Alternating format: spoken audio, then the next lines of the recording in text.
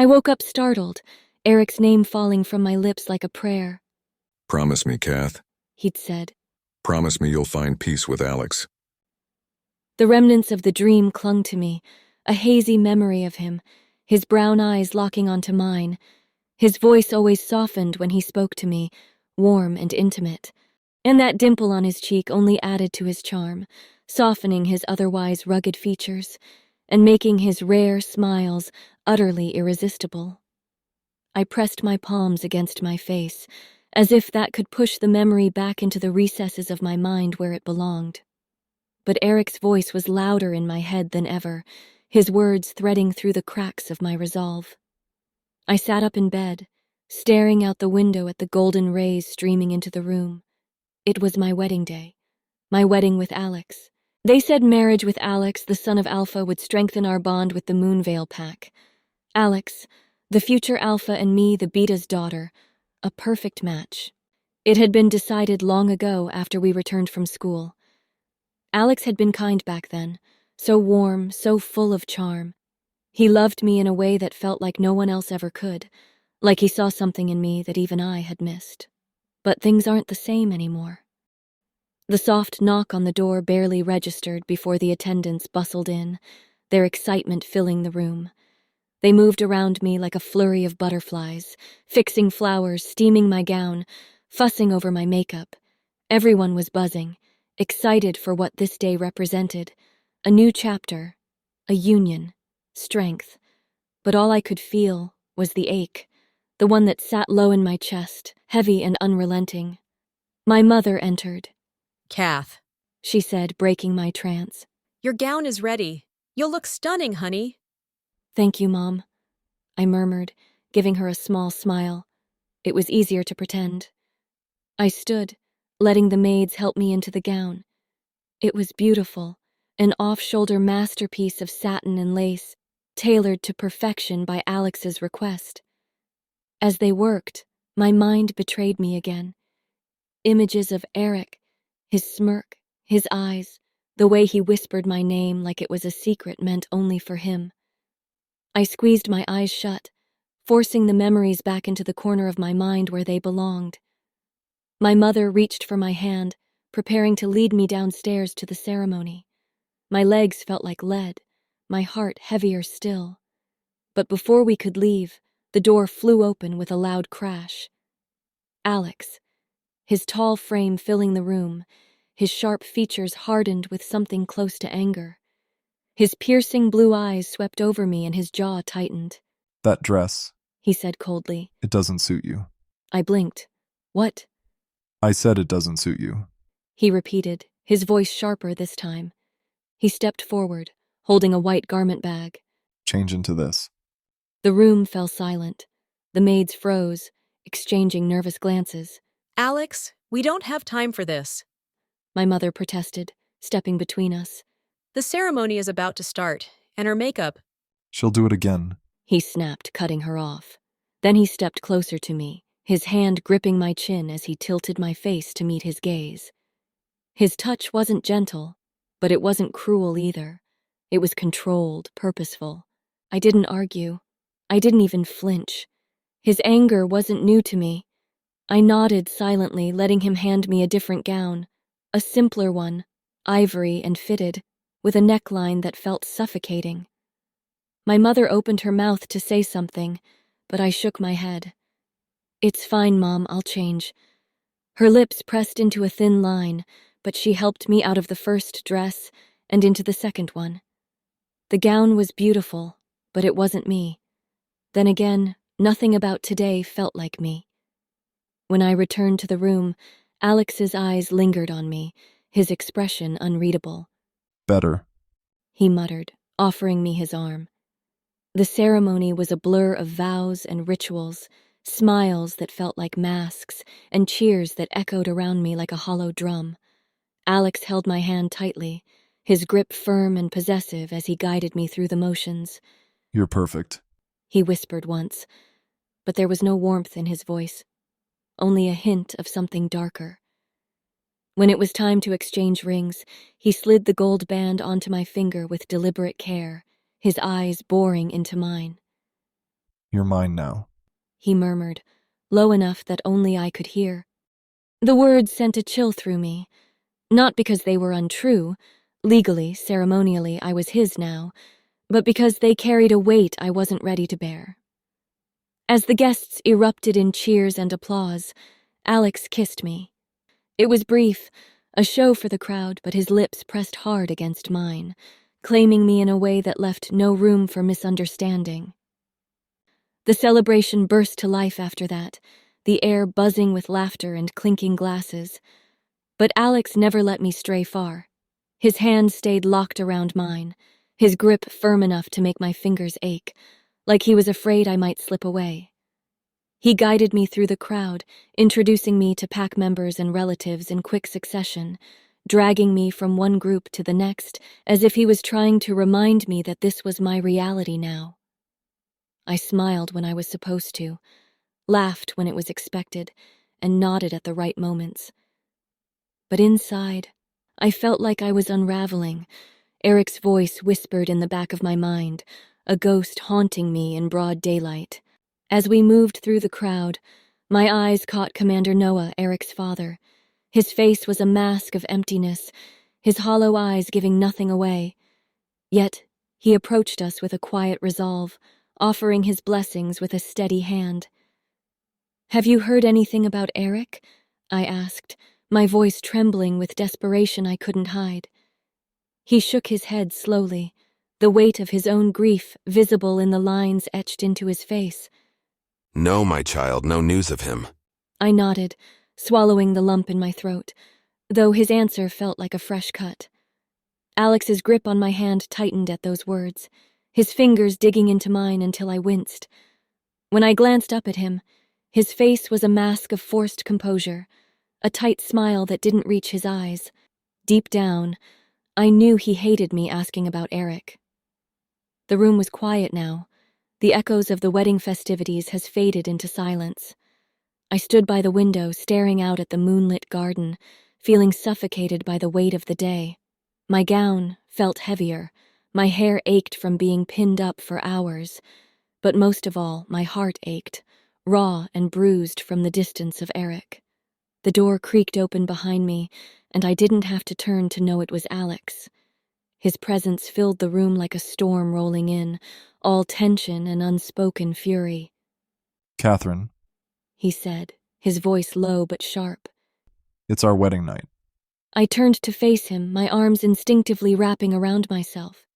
His gaze was intense, sweeping over me with an edge I couldn't ignore. "I'm tired, Alex," I said softly. "It's been a long day." His jaw tightened, and he took a step closer. Tired? He repeated, his tone laced with something bitter. Or is it because Eric has consumed you entirely? Is that it, Catherine? His words hit me like a slap, but I didn't react. I couldn't.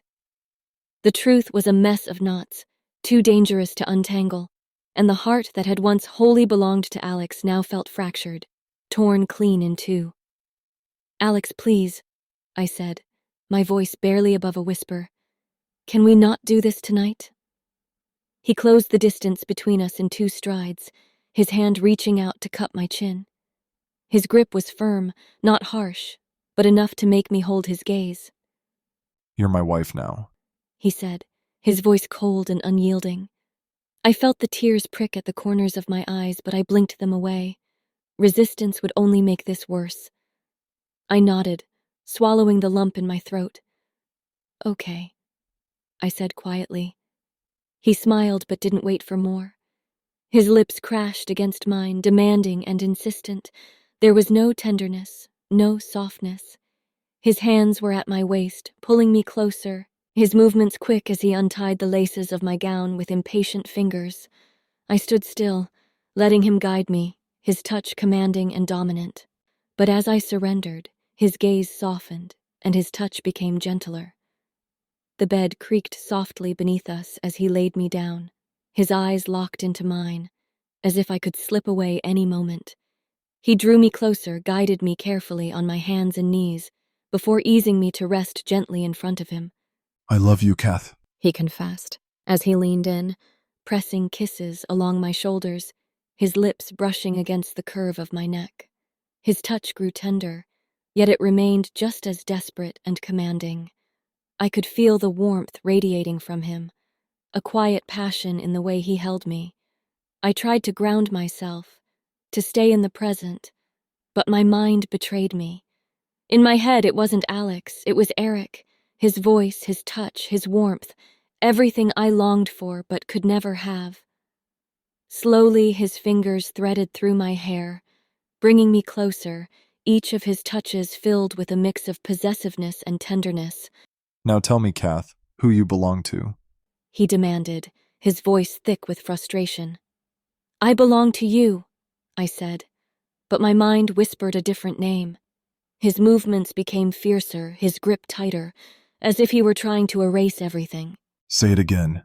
He growled, his voice rough in my ear. I belong to you, Eric, I mumbled, the name slipping out before I could stop it. Alex froze, his hands stilling before he stood abruptly, turning me to face him. The air between us turned cold, his piercing blue eyes clouded with hurt, anger, and jealousy.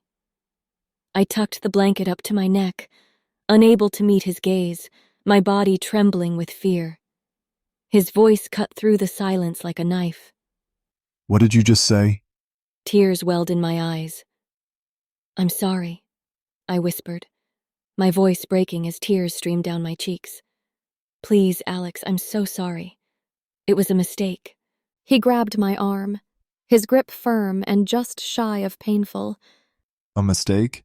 You think I don't know what's in your heart? That I haven't seen it every time you look at me but don't truly see me? Even now you're still thinking about him. His breath came out sharp, his shoulders rigid, jaw clenched tight. But we both knew the truth. It wasn't just a mistake.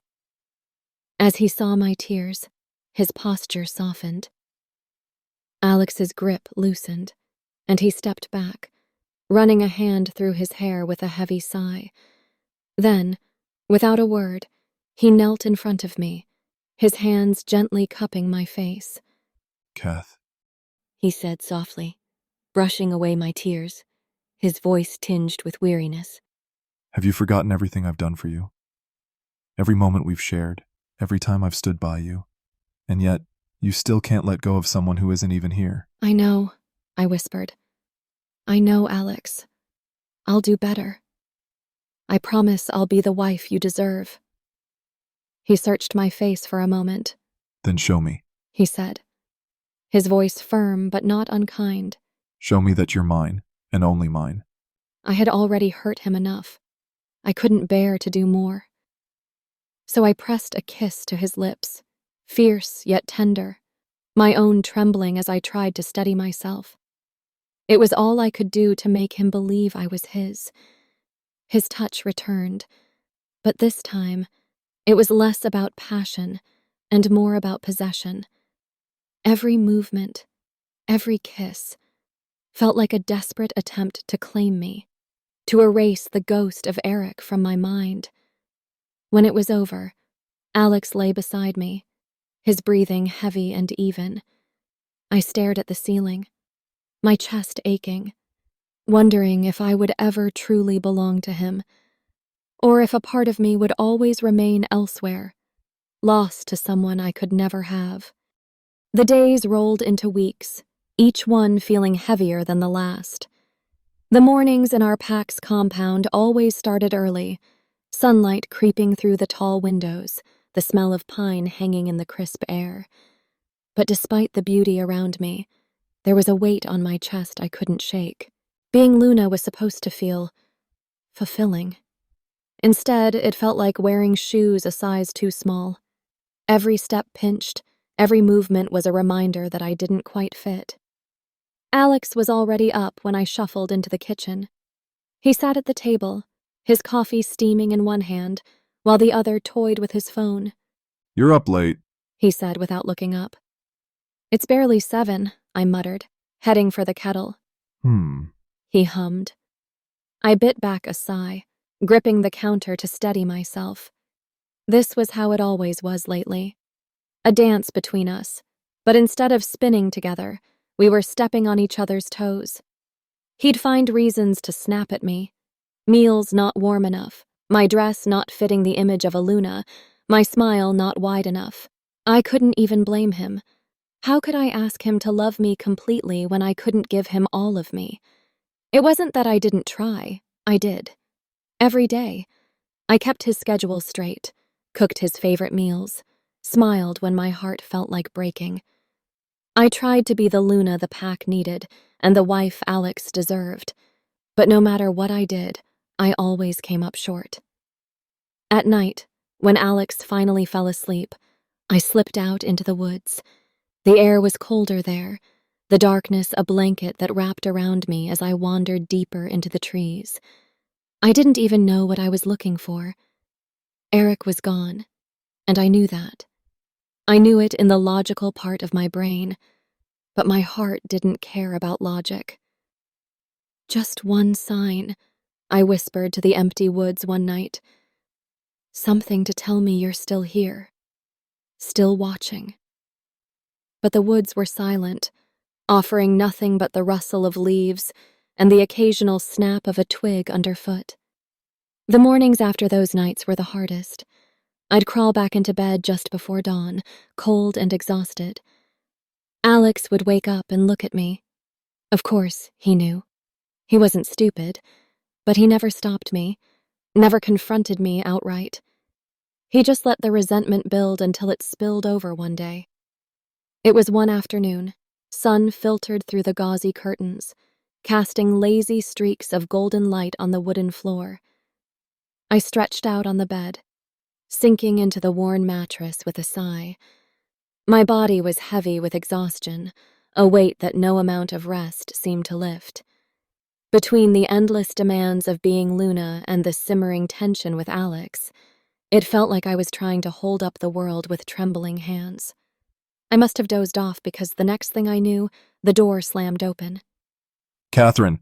Alex's voice rang out, sharp and cold, slicing through my hazy thoughts. I blinked, disoriented, as he stormed in, holding up a wrinkled shirt like it was evidence in a crime scene. His eyes blazed with frustration, the emerald green flecked with gold. You forgot to iron this, again. He said, shaking the shirt at me. I sat up slowly, rubbing the sleep from my eyes. Alex, I'm sorry. I've been so— Don't! He snapped, cutting me off. Don't tell me you're too busy. You're not too busy to sneak out at night, are you? I'll iron it, I whispered, sliding out of bed. My legs felt unsteady as I crossed the room to the ironing board.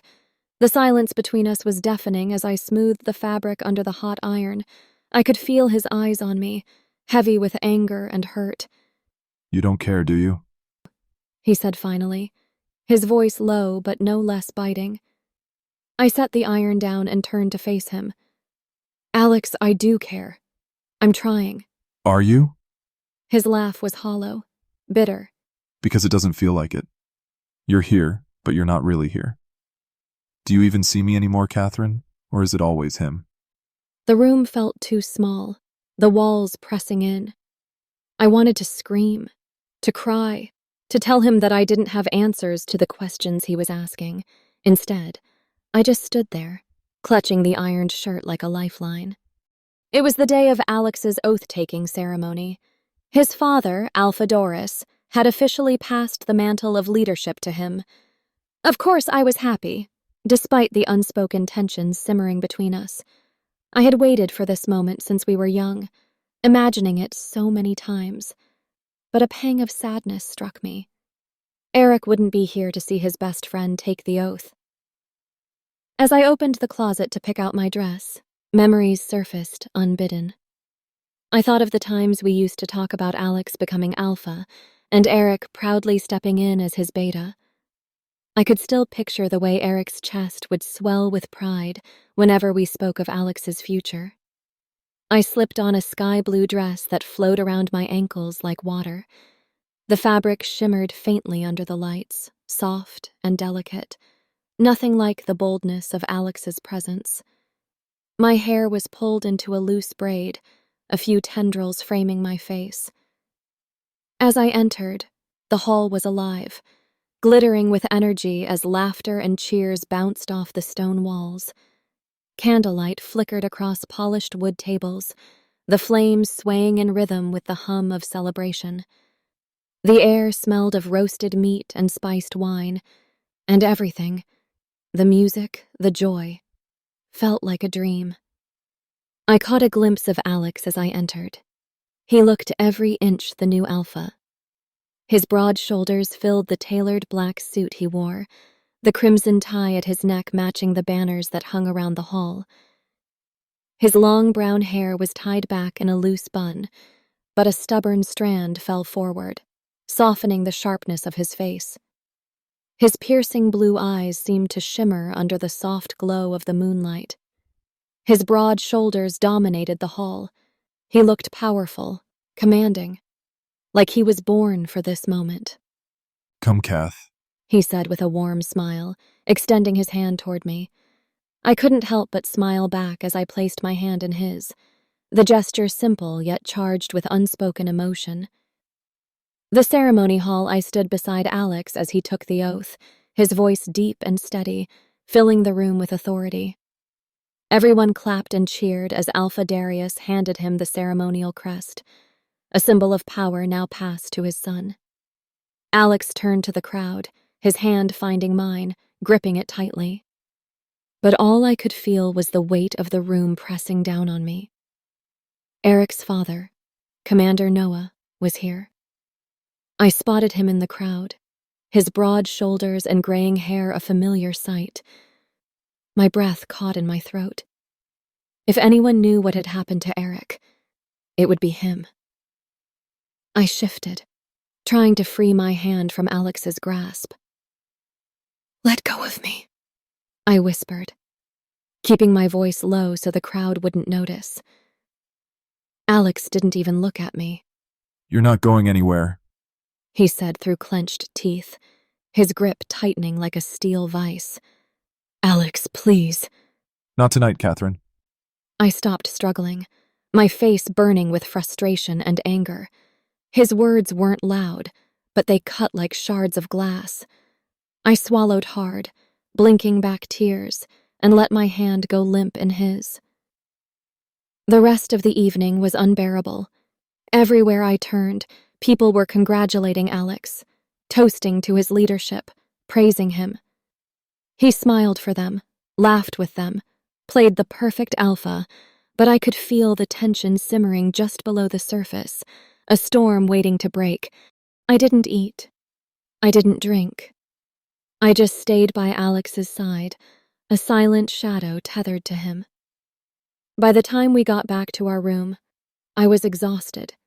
Not physically, but emotionally. The grief, the frustration, the overwhelming emptiness, they all sat heavy on my chest, suffocating me. I just slipped off my shoes and climbed into bed.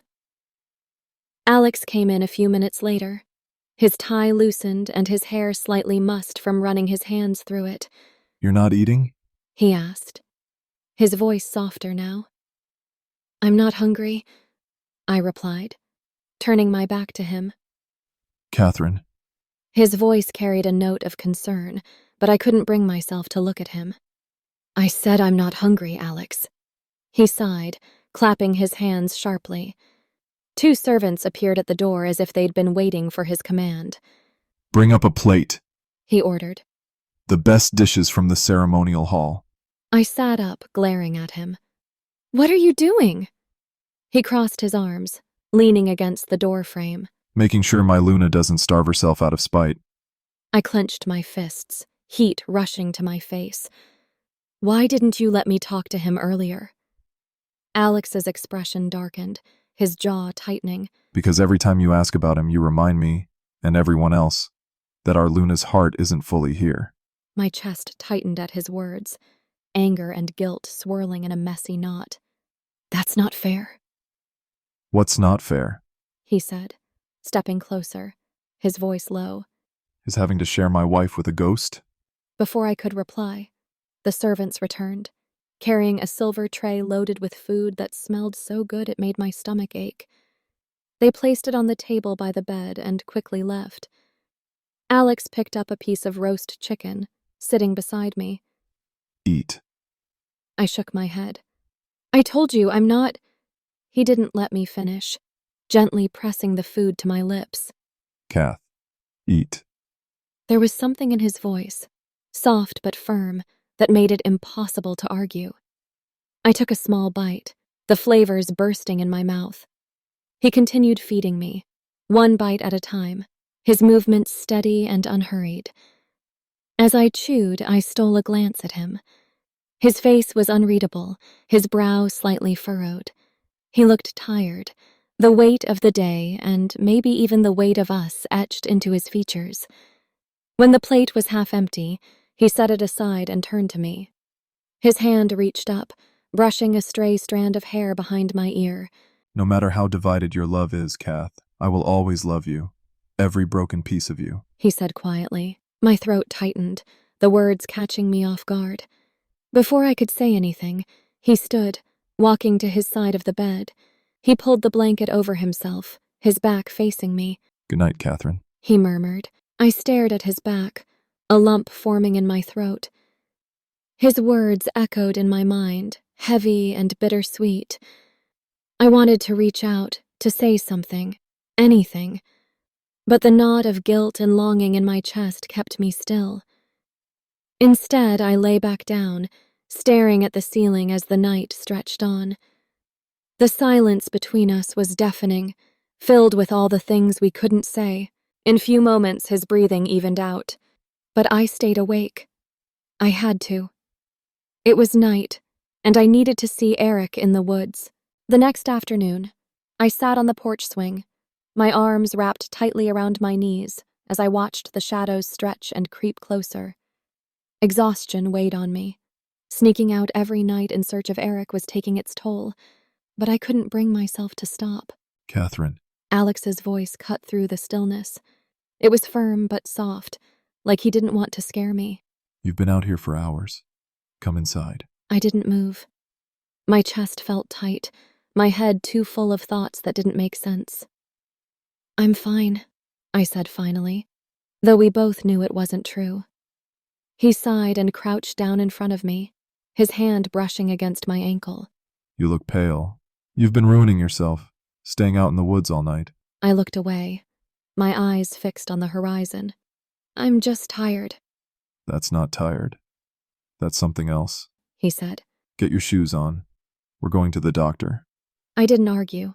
He was right. So I let him pull me to my feet and lead me to the car. The ride to the doctor's office was quiet. Alex kept glancing at me like he was afraid I'd disappear if he took his eyes off me for too long. The waiting room smelled like disinfectant and nerves. I sat in the chair, fiddling with the hem of my sweater, while Alex filled out the forms. When the doctor finally called us in, I was more than ready to leave. She was kind, with a warm smile and a voice that made me feel like I wasn't completely falling apart. But the questions she asked felt too personal, too raw. How have you been sleeping? I haven't. Eating? I try. And emotionally? Have you been grieving something? My chest tightened. Yes, I said, not daring to look at Alex. When it was over, the doctor sat back in her chair, her expression serious. Catherine, you're exhausted. Your body and mind are shutting down because you haven't given yourself a chance to rest. You're holding on to something, someone, and it's consuming you. Her words hit like a punch to the gut. I clenched my hands in my lap, feeling Alex's eyes on me. What does she need? Rest, The doctor said firmly. and time to heal. If this goes on much longer, her grief will overwhelm her. She needs support, patience, and care. The ride home was quiet. The only sound the hum of the engine and the soft patter of rain against the windshield. I stared out the window, watching the drops race each other down the glass. When we got home, Alex didn't say a word. He helped me out of the car, his hand firm but gentle on my arm. Inside, he led me to the living room and pulled a blanket off the back of the couch. Kath. He said, kneeling in front of me. I'm going to take care of you. His words were simple, but they carried a weight that made my throat tighten. You don't have to, Stop. he said, cutting me off. I do. You're my wife. And I love you. Even when you're hurting. Even when you're lost. Tears welled up in my eyes, spilling over before I could stop them. Alex reached up, brushing them away with his thumb. The night had a way of pressing down on me. No matter how hard Alex tried to mend our marriage, the pull toward Eric was relentless, an ache I couldn't silence. Each night felt like a silent call, urging me to sneak into the woods, searching for him in the shadows. Tonight Alex was beside me, his breathing steady and even, his arms slung loosely over my waist. There was that ache again, the one that whispered Eric's name over and over like a broken record. I slipped out from under Alex's arm carefully, holding my breath as I swung my feet onto the cool floor. My heart raced. The room smelled faintly of his cologne, a mix of cedar and something sharper, like the forest after rain. I hesitated for a moment, glancing at him. His dark lashes rested against his cheeks, and his lips were slightly parted. Peaceful. I hated how guilty I felt. The floorboards groaned softly as I crept to the door, my hand clutching the knob. Every fiber of my being screamed for me to stop, to crawl back into bed and let it go. But I couldn't. The woods called to me the way they always did. I needed to feel the earth under my feet, hear the leaves crunch and search, even if it was hopeless. The cool night air wrapped around me as I stepped outside. The sky was clear, the stars winking down like they knew my secrets. I wrapped my shawl tighter around my shoulders and headed toward the tree line. My feet moved faster than I intended, driven by the pull I couldn't explain. Then, a voice cut through the silence, sharp and familiar. Kath, no! I froze. My pulse skyrocketed as I turned. There he was, Alex, standing at the edge of the porch, his hair tousled and his shirt wrinkled from sleep. His bare feet were planted firmly on the cold ground, his expression a mix of anger and something softer, something like pain. Alex, I stammered, taking a step back. He was moving before I could blink, closing the space between us in just a few strides. His arms wrapped around me, pulling me against him. His chest rose and fell quickly, and I could feel the heat of him through his thin shirt. Eric is not here. He said, his voice low and firm. He's gone, Kath. Let's go back. I shook my head, the tears already spilling over. You don't understand, Alex. I need to find him. His grip tightened, and for a moment he didn't say anything, just held me like he was afraid I'd disappear if he let go. Then, softly, You'll lose yourself if you keep doing this. the world tilted. My head spun, and before I could answer, everything went dark. When I opened my eyes, the morning light was streaming through the curtains. The room smelled of freshly brewed coffee and something sweet, like honey. I blinked, disoriented, and turned my head. Alex was sitting beside me, his fingers brushing gently through my hair. Hey, He said, his voice soft. you're awake. I tried to sit up, but the weight in my chest pulled me back down. What happened? You fainted. He said, his eyes locking onto mine. There was no anger in them now, just something that made my throat tighten. I brought you back. You scared the hell out of me, Kath. I looked away, staring at the ceiling. I don't deserve this, I murmured. What are you talking about? I'm not. My voice cracked. I'm not the wife you deserve, Alex. I'm broken. My heart isn't whole, and you're here, loving me like I'm enough. And I'm not. He didn't answer right away. Instead, he leaned closer, his hand cupping my cheek, his thumb brushing away the tear that slid down. You're more than enough for me, Kath. Even if you can't see it.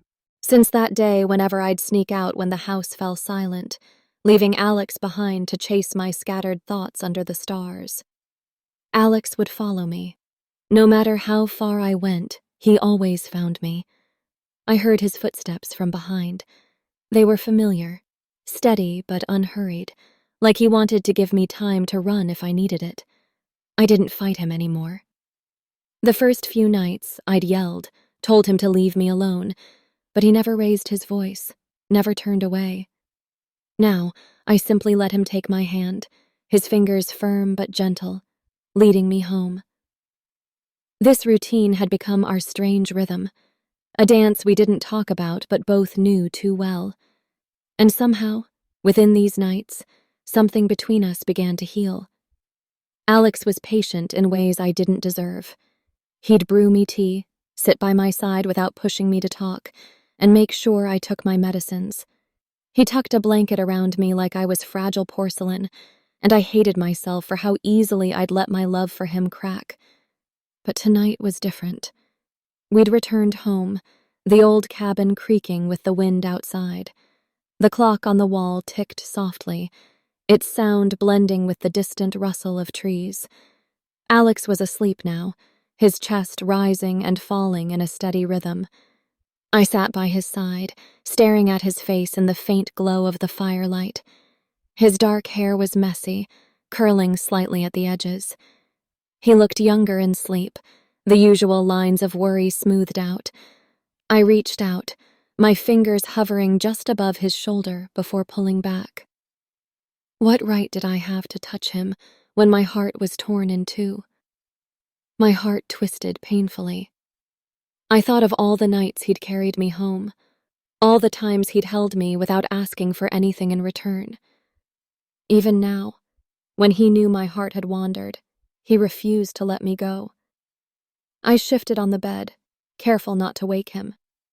My eyes landed on his shirt draped over the chair, a deep blue one he loved because, in his words, It matches the color of your eyes, Catherine. I smiled faintly at the memory, then swallowed the lump rising in my throat. How did we get here? It hadn't always been this messy. I closed my eyes, remembering the time when life was simpler, when it was just the three of us. Alex, Eric, and me. Back then, Eric was just a friend, a constant presence in the background of my life. Alex, though, he was the sun. He pulled me into his orbit with his warmth, his strength, the way he made me feel like I was the only thing that mattered. But Eric, he was the ache I didn't recognize until it was too late. We grew up together in the pack. Eric's curse, the one that kept him from speaking his feelings, had always set him apart. It made him distant, unreachable in ways I didn't understand back then. I thought it was just his nature, thought he didn't see me the way Alex did. Alex was different. He never hesitated, never held back. He loved me with a ferocity that could have scared me if it wasn't so steady. He was there through everything, the good, the bad, the impossible. And when the time came to lift Eric's curse, Alex didn't even flinch. I remember that day vividly. The air was icy, the kind that bites through your coat no matter how thick it is. I stood between them, feeling the weight of what I was about to do. Breaking the curse meant closeness, closeness that Alex had every right to hate. But he didn't. Do what you need to do, Kath. Just promise me that you will marry me once Eric is free from curse. He'd asked. Even then, I saw the pain in his eyes, but he never stopped loving me. Not once. Now, as I lay there, the weight of everything pressing down on me, I couldn't help but feel the guilt bubbling up. I shifted closer to Alex, my fingers trembling as I brushed them over his cheek. His skin was warm, and for a moment, I let myself feel the safety he gave me. The first drops of rain hit the window, and I turned toward it, letting the sound fill the room.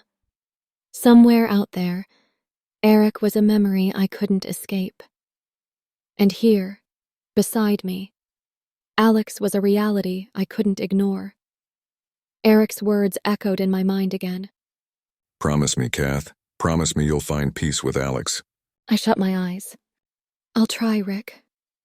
I'll try harder, I whispered to myself, the words barely audible as they caught in my throat. With a deep breath, I made my decision. I would love Alex.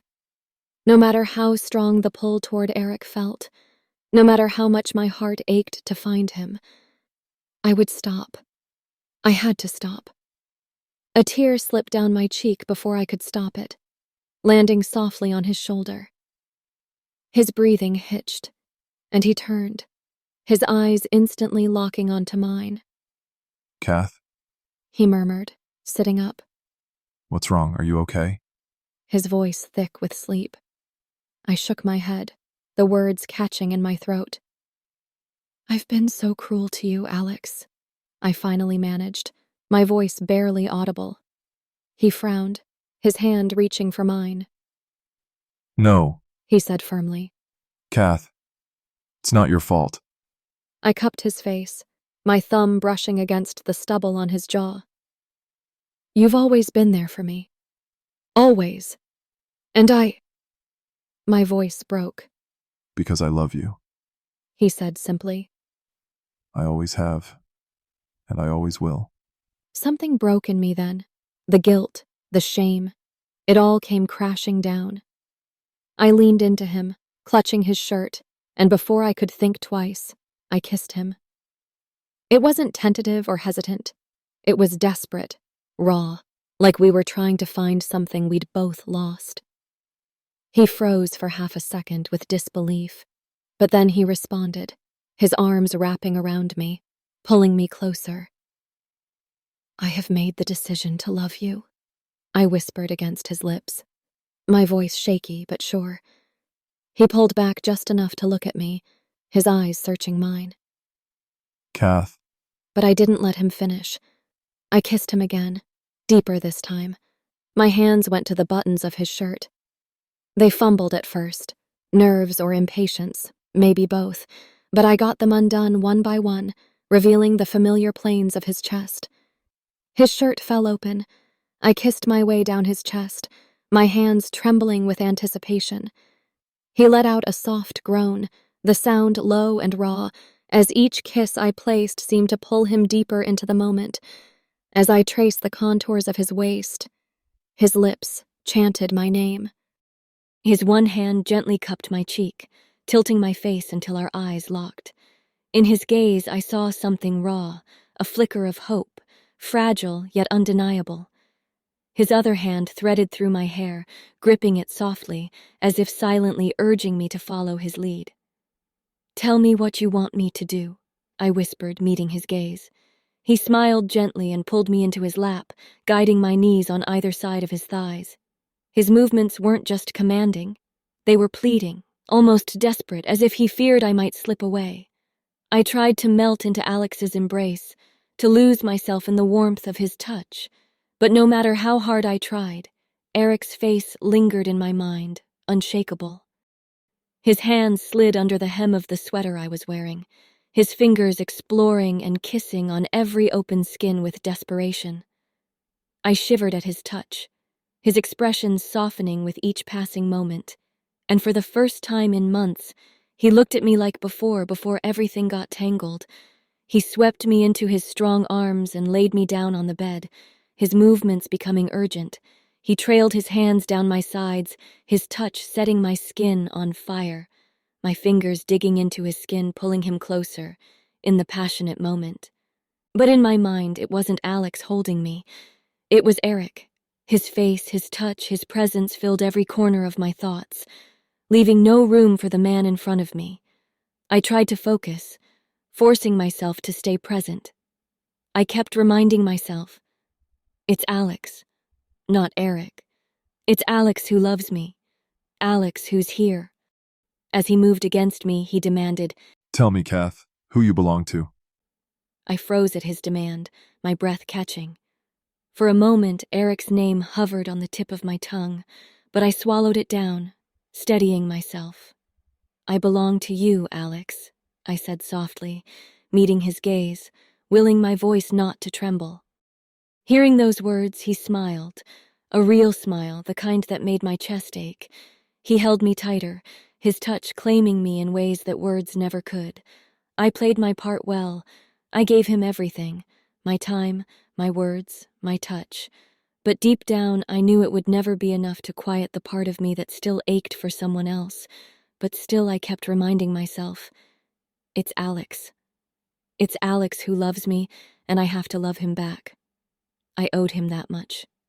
And with that, we finally collapsed into each other, exhaustion replacing the tension. Since that night, I stopped sneaking into the woods. No matter how much my heart ached to go looking for Eric, I held myself back. Slowly, the nightmares began to fade, their grip loosening, but the memories lingered, tucked away in the corners of my heart, quiet yet unyielding. Alex's love was like a balm, steady and patient. With time, it started to heal the fractures I thought would never mend. Months passed, and the day of the baby shower arrived. It was a whirlwind of laughter, gifts, and warm hugs, with everyone eager to welcome the newest member of the pack into the world. And now, here we were. It was just Alex and me, our hearts full in the quiet of the evening. I glanced over at him, my hand resting on my belly, which was now rounded with the promise of our child. I was glowing in more ways than one. Alex had been so attentive, so gentle with me. He'd sent messages throughout the day to check on me, always asking if I needed something or wanted food brought to me. He'd even spoon-fed me once when I'd felt too tired to lift my own fork. The tenderness in his eyes had me melting. Are you happy? Alex asked, his voice soft but a little teasing, as if he already knew the answer.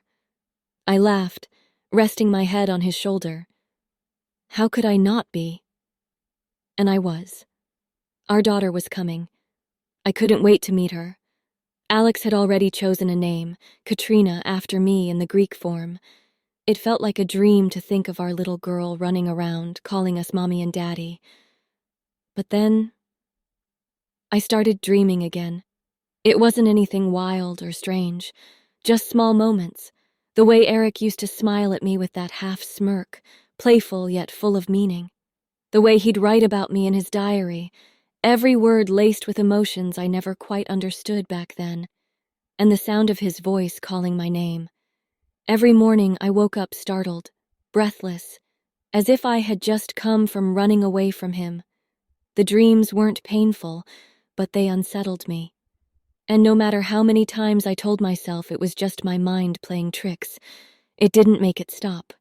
Then one day, Katrina, our little Katie, as we called her, came running into the room with her usual burst of energy. She was 5 now, looking exactly like me, but with her father's eyes deep and knowing, full of a quiet intensity. Mommy, guess what? She pulled on my sleeve, bouncing on her heels. I looked down at her, raising an eyebrow. What, sweetheart? She grinned, her face lighting up. I met one of my friends today at the park. Katie. I swallowed hard, gripping her small hands gently. With whom did you go to the park today? Her bright eyes darted away for a moment, and she hesitated, biting her lip. I went with him. He said it was okay. He's so nice. He asked about you. My smile faltered, my mind instantly spinning. Asked about me? My voice barely came out, trembling just enough that I hoped she didn't notice. Yeah, and he gave me chocolates too. I took a deep breath, forcing the tightness in my chest to recede, though my pulse was thudding in my ears. Katie, how old is this friend of yours? She shrugged, her tiny nose scrunching up. I don't know, older than you, maybe?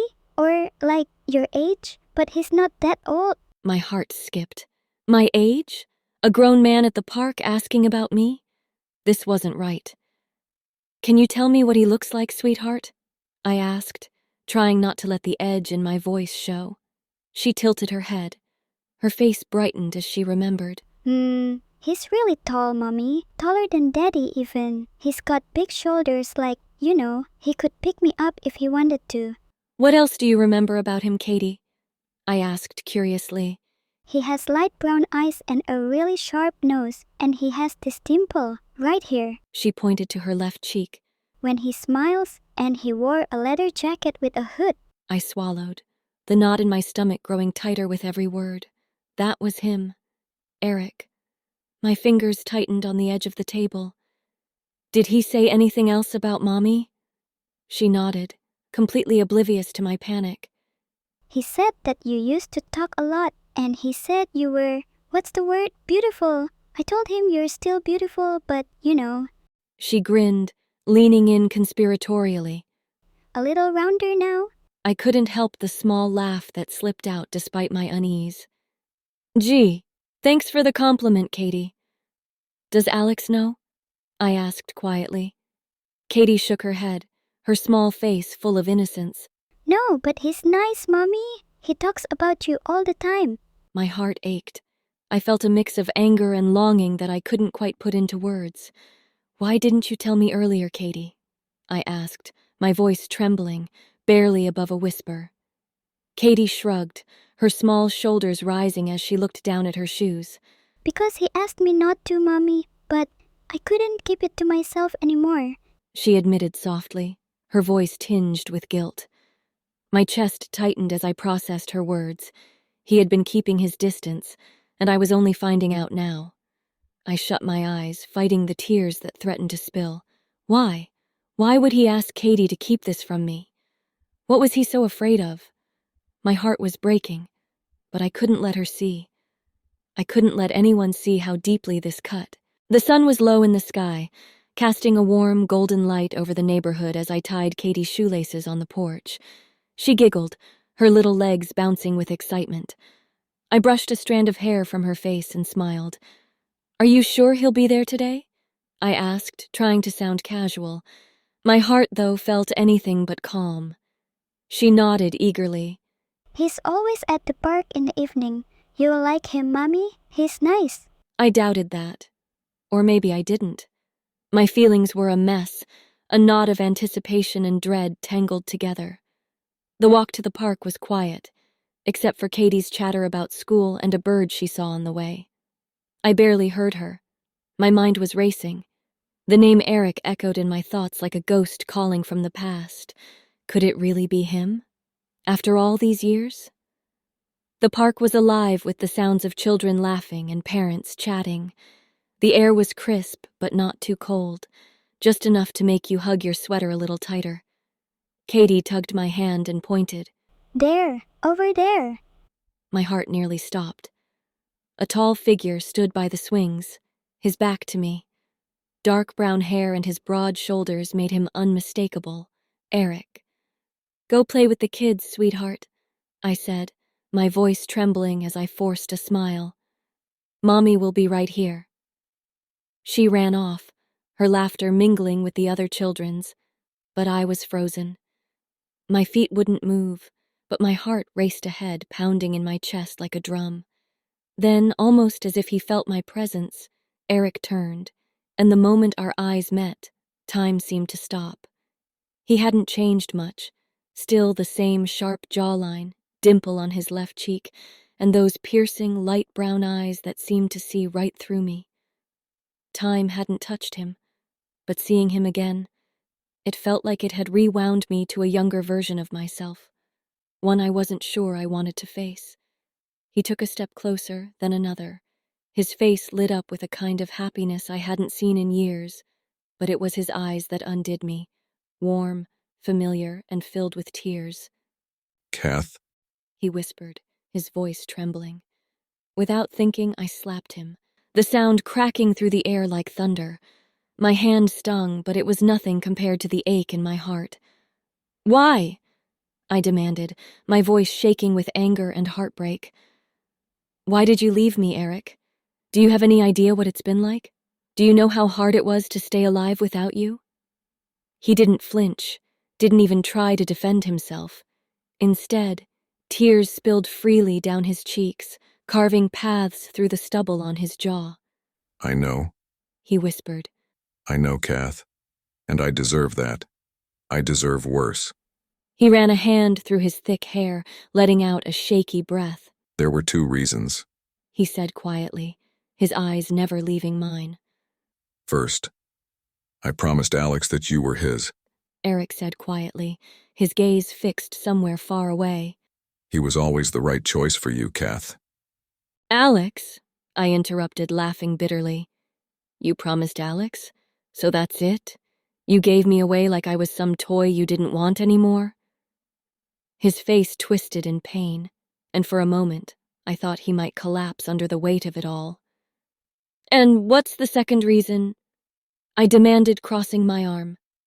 He reached for me again, and this time, I didn't move. The second reason, He hesitated, his gaze dropping to the ground.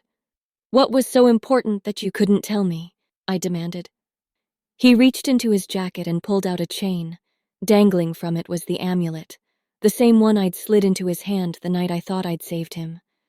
He looked up, and his eyes were darker now, haunted. the curse, Kath, it's not gone, it's never been gone. I stopped turning into a rogue wolf, yes, but the beast, it's still there. Every night it takes over, and I didn't want to drag you into that. I couldn't. I stared at him, my mind spinning. It didn't make sense. It couldn't be true. My chest tightened. That's impossible, I whispered. She said once you had the amulet, it would be over. You'd be free. He shook his head, his fingers curling around the amulet like it was a lifeline. It's not, Kath. I'm still fighting it every day. I thought if I stayed away, you'd have a chance at a normal life with Alex. A safe life. I stared at him, my mind spinning. It didn't make sense. It couldn't be true. For a moment, neither of us said anything. The air between us felt heavy, suffocating. I wanted to believe him, but part of me couldn't. Part of me didn't want to. Katie! I called, my voice sharper than I intended. She looked up from the swings, her face flushed with happiness. Coming, Mommy. As she ran toward me, I turned back to Eric. I will find out myself. I took Katie's hand. As we walked away, I could feel his gaze on my back, heavy with everything unsaid. Tears burned in my eyes, but I refused to let them fall. My heart ached, but I kept walking. The truth would come out eventually. It had to. But for now, all I could do was hold on to Katie and hope that I could figure out what was real and what wasn't. Alex had left for the neighboring territory for the Alpha reunion meeting. It might take a few days, maybe more, he said before walking out. The moon was full, its silver light dripping through the canopy of trees like spilled paint. The night was quiet, but the kind of quiet that makes your skin prickle, as if the air itself is holding its breath. I couldn't sleep, not with the weight of Eric's words pressing down on my chest. I had to find out his truth, so I did the one thing I knew I shouldn't. I slipped on a coat over my nightgown, left Katie asleep under the watchful eye of the maid, and sneaked into the woods. The forest was alive in the way it always is at night, leaves whispering secrets in the wind, the distant sound of an owl, my boots crunching on twigs and damp earth. Every step felt heavier than the last, as if the ground itself wanted to hold me back. Then I saw him. Standing a few feet away, his broad frame was silhouetted against the pale glow of the moon. His head hung low, and when he lifted it, his eyes gleamed, a fierce, golden glow that froze me in place. Eric, I whispered, my voice trembling. His head snapped toward me, and for a moment, he just stared. The man I knew was still in there, but there was something else, something wild, something unrestrained. Catherine, His voice was a growl, low and rough. why did you come here? I had to, I said, stepping closer, my hands trembling.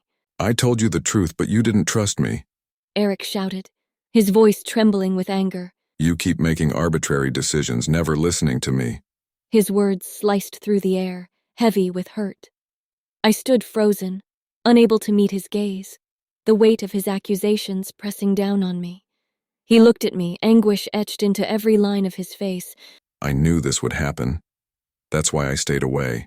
His voice broke, and he staggered back a step, shaking his head. You don't understand. Now run, Catherine. Run before it's too late. He said, his voice filled with both fury and pain. Go. He shouted, his voice raw, his hands gripping his head like he was trying to hold himself together.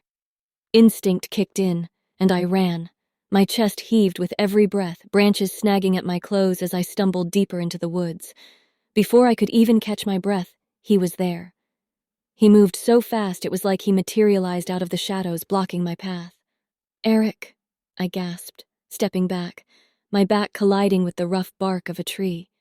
His breathing was ragged, his chest heaving as he stood inches from me. His golden eyes burned, flickering with something primal, something wild, and I could see the battle raging in his eyes. Humanity against the beast clawing to take over. I can't fight it anymore. He said, his words almost a plea, You shouldn't have come. his voice hoarse, like he was fighting himself. "Let me go," I whispered, but he didn't. Instead, his resistance shattered. With a speed and strength I couldn't match, he scooped me up and slung me over his shoulder. "Eric!" I screamed, pounding against his back. I can't let you go. Not anymore. His voice was pleading. I had tamed the beast within him for so long that I knew exactly what was coming. I already understood what he wanted from me when he gave in to his beast form. Before I knew it, we were inside his cottage. The door slammed shut. He set me down on the bed, his movements careful but unyielding. I scrambled to sit up, but he leaned over me, his weight caging me in, brushing the back of his hand against my cheek. His touch was both tender and electric. It sent a shiver down my spine. I didn't know if it was from fear, desire, or the storm of emotions raging inside me. I want you, Kath. The words sent a shiver down my spine, equal parts thrilling and terrifying. His lips brushing against my ear as he whispered, I've always wanted you. "Eric, don't," I said, though my voice betrayed me trembling. "I've built a life with Alex." His lips curved into a small, humorless smile. Have you? His tone was gentle but piercing, the kind of question that dug straight into your chest. Have you stopped thinking about me? Even for a second? His fingers brushing the edge of my shoulder, tearing the lace of my gown, slipping down my arm as he pressed a soft and hesitant kiss. A soft gasp escaped my lips, unbidden, and his gaze darkened, his jaw tightening. He leaned in closer, his forehead resting against mine, and I felt his breath warm against my skin. You have, He said, his voice thick with certainty. didn't you? "Yes, I did," I admitted, meeting his gaze, my voice trembling. His eyes widened, a flicker of disbelief flashing across his face, as if he couldn't fathom the truth of my words. He rolled me gently, pulling me above him as his back hit the soft mattress. His hands rested lightly on my hips, grounding me, yet giving me control. Tame me, Kath. He said, his voice cracking with raw vulnerability. You're my owner. You always have been. Tears welled in my eyes at his words, memories flooding back. I could see him in those moments from our past, his beastly form snarling and wild, yet always surrendering to my touch, to my voice. I stared into his eyes clouded with tears, a mix of pain and longing. My resistance faltered at that moment as he reached out, his thumb gently wiping away my tears. "What do you want, Rick?" I asked, my voice barely audible. He reached up, trembling fingers tracing a line from my lips to his forehead. Here. Kiss me here, Kath. He whispered. I couldn't stop myself. My lips quivered as I leaned down, pressing a soft kiss to his forehead. His eyes fluttered shut, and his lips curved into the faintest smile. Not from triumph, but from the ache of wanting me for so long and believing he never could. Now here. He said, pointing to his lips. I hesitated, the war between my head and heart raging. But the pull was undeniable. My lips met his, and the kiss was slow, hesitant, like neither of us wanted to break whatever spell had drawn us together. And here. He said, his voice thicker, pointing to his chest. My hands fumbled as I unbuttoned his shirt, trembling so much with fear of the beast inside him that I had to stop and take a breath. Hey. You're trembling. He said, his voice filled with concern. His hands instinctively moved to my shoulders, steadying me as if I might break. And then he cupped my face with both hands. Do you remember the night I broke free of those chains? When the monster in me should have hurt you? I nodded, the memory as vivid as if it had happened yesterday. The chains had snapped, and I'd braced myself for the beast's fury. But instead, he'd stood there, breathing heavily, his eyes wild but filled with something unexpected. Love. Kath, you have no idea how much I wanted you that night. He said, his thumb tracing slow, deliberate circles on my cheek. But I couldn't. Not in my monster's form. I never want to hurt you, Kath. Never. Tears blurred my vision. I reached for his shirt again, my touch lingering as I exposed the familiar planes of his chest. I had seen them 1,000 times, but never like this. Never felt the warmth of his skin beneath my fingers. I pressed my lips to his skin, leaving a trail of kisses that felt like a confession of everything I couldn't say aloud. He groaned softly, his head falling back against the pillow, his hands threading gently through my hair as if grounding himself. You don't know what you do to me. He murmured, his voice heavy with unspoken longing. I pulled back, staring at him, my heart heavy with guilt and something else I couldn't name. I've always loved you, Kath. You were too blind to see it. His words tore through me. He was absolutely right.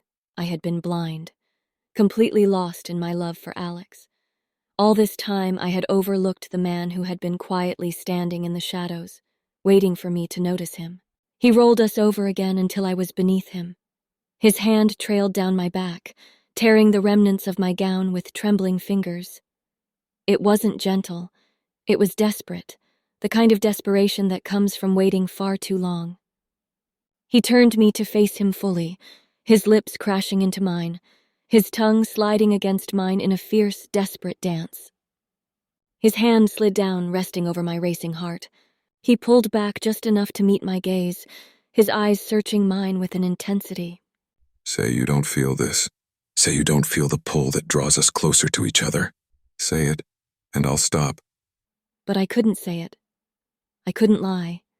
He pressed against me, his body fitting against mine like we'd been made for each other. He was rough and gentle all at once, a contradiction that left me breathless. Eric, I breathed against his lips, my fingers pressing into his back, driven by the overwhelming need to draw him closer. He pulled back just enough to look at me, his gaze dark and full of longing. Say my name again. He murmured, his voice barely audible.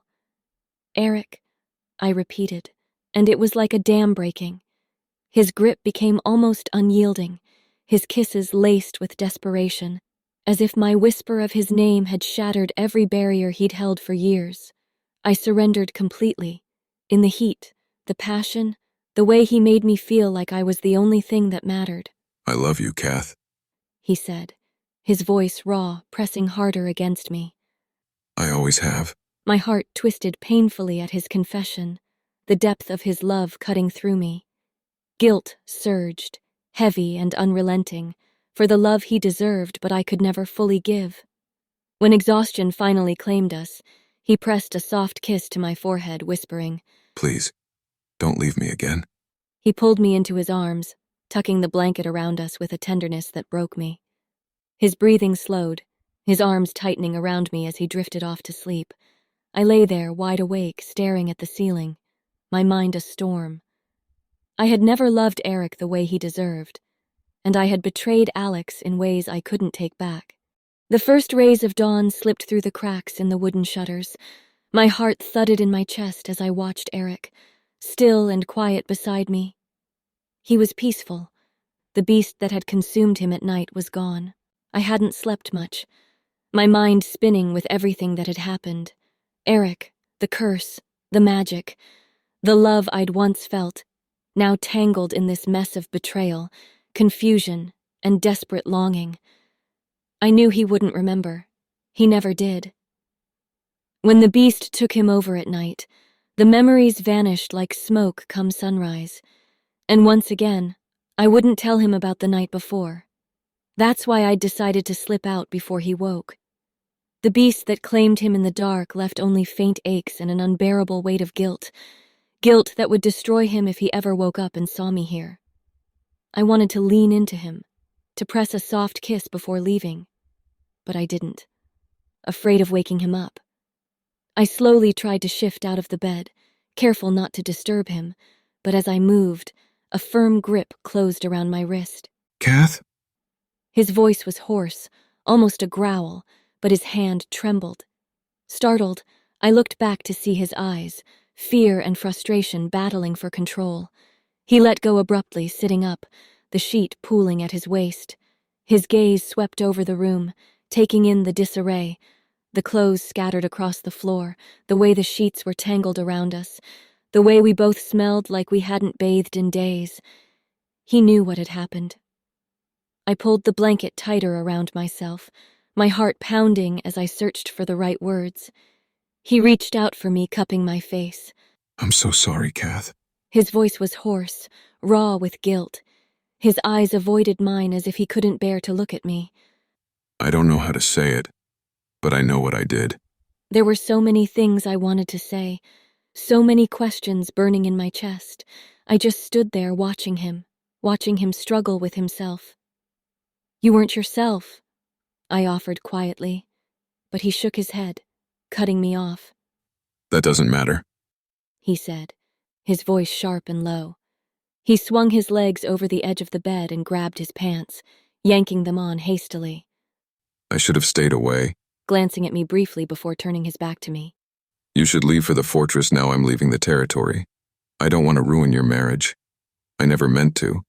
But when I saw Katie, I knew she was your daughter, and I couldn't help myself asking about your whereabouts. It was selfish. Coming here, dragging you into this.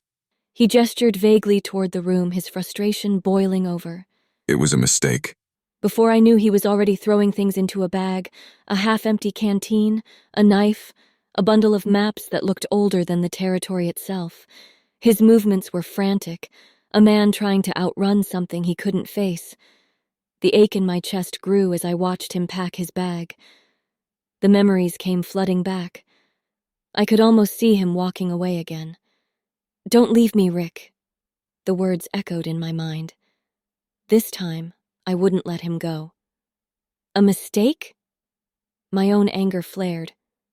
Is that what you call it? Coming back, letting me know you're alive after all this time? Do you think you're the only one suffering, Rick? He flinched, and for a moment I thought he might argue. Instead, he sat heavily on the edge of the bed, burying his face in his hands. I don't know what else to do, he admitted softly. I sat beside him, close enough to feel the heat radiating off his skin, but careful not to touch him. You're not leaving, I said firmly. He looked up, his brows furrowed. Kath. No. I stood, pulling on my discarded cloak. Your parents are worried sick. They deserve to see you, and we're going to the witch today, whether you like it or not. We need answers, about the curse, about why it hasn't lifted. His laugh was bitter. You think she'll help? Her amulet didn't work in the first place. Maybe she's the only one who can undo it, I countered. And if you're serious about not ruining my life, then help me fix this. Help yourself. He stared at me for a long moment, his jaw working as if he wanted to argue but couldn't find the words. Finally, he exhaled sharply and nodded. Fine, but after that I'm gone. Eric's hand was warm in mine as I tugged him along the familiar forest trail. The fortress loomed ahead. I could feel his reluctance in the way his feet dragged slightly behind me, like a child being pulled to apologize for stealing cookies. Come on, Eric, I urged, glancing over my shoulder. His jaw was tight, his eyes narrowed at the cobblestone path. Your parents have been worried sick. You think they'll be glad to see me? After everything? He muttered. Before I could answer, a young servant boy spotted us from the gates. His face lit up, and he ran inside shouting, Eric's back. He's back. Within moments, the whole pack had gathered at the entrance. The air buzzed with excitement and relief. Eric froze next to me, his shoulders stiffening as the crowd surged toward us. His parents, Commander Noah and Commander Kate, were the first to reach him. Kate enveloped him in a crushing hug, her tears soaking into his tunic. Noah clapped a firm hand on his shoulder, his voice thick with emotion. Why, Eric? Why did you leave like that? Kate asked, pulling back to cup his face. Do you have any idea what we've been through? Eric avoided their gazes, his jaw tight. I didn't mean to, but I'll be leaving again tomorrow. Ex-Alpha Doris stepped forward, his booming voice cutting through the chatter. You didn't even say goodbye, boy, and now you plan to leave again? His tone softened as he patted Eric's back. Tomorrow is your beta oath ceremony. You're staying. That's an order. Eric opened his mouth to protest, but Doris silenced him with a look that could have tamed a wild beast. I almost laughed, but the tension in Eric's face stopped me.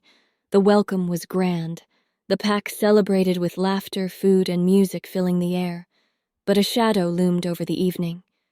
Alex would soon find out about Eric's return, and he won't like it.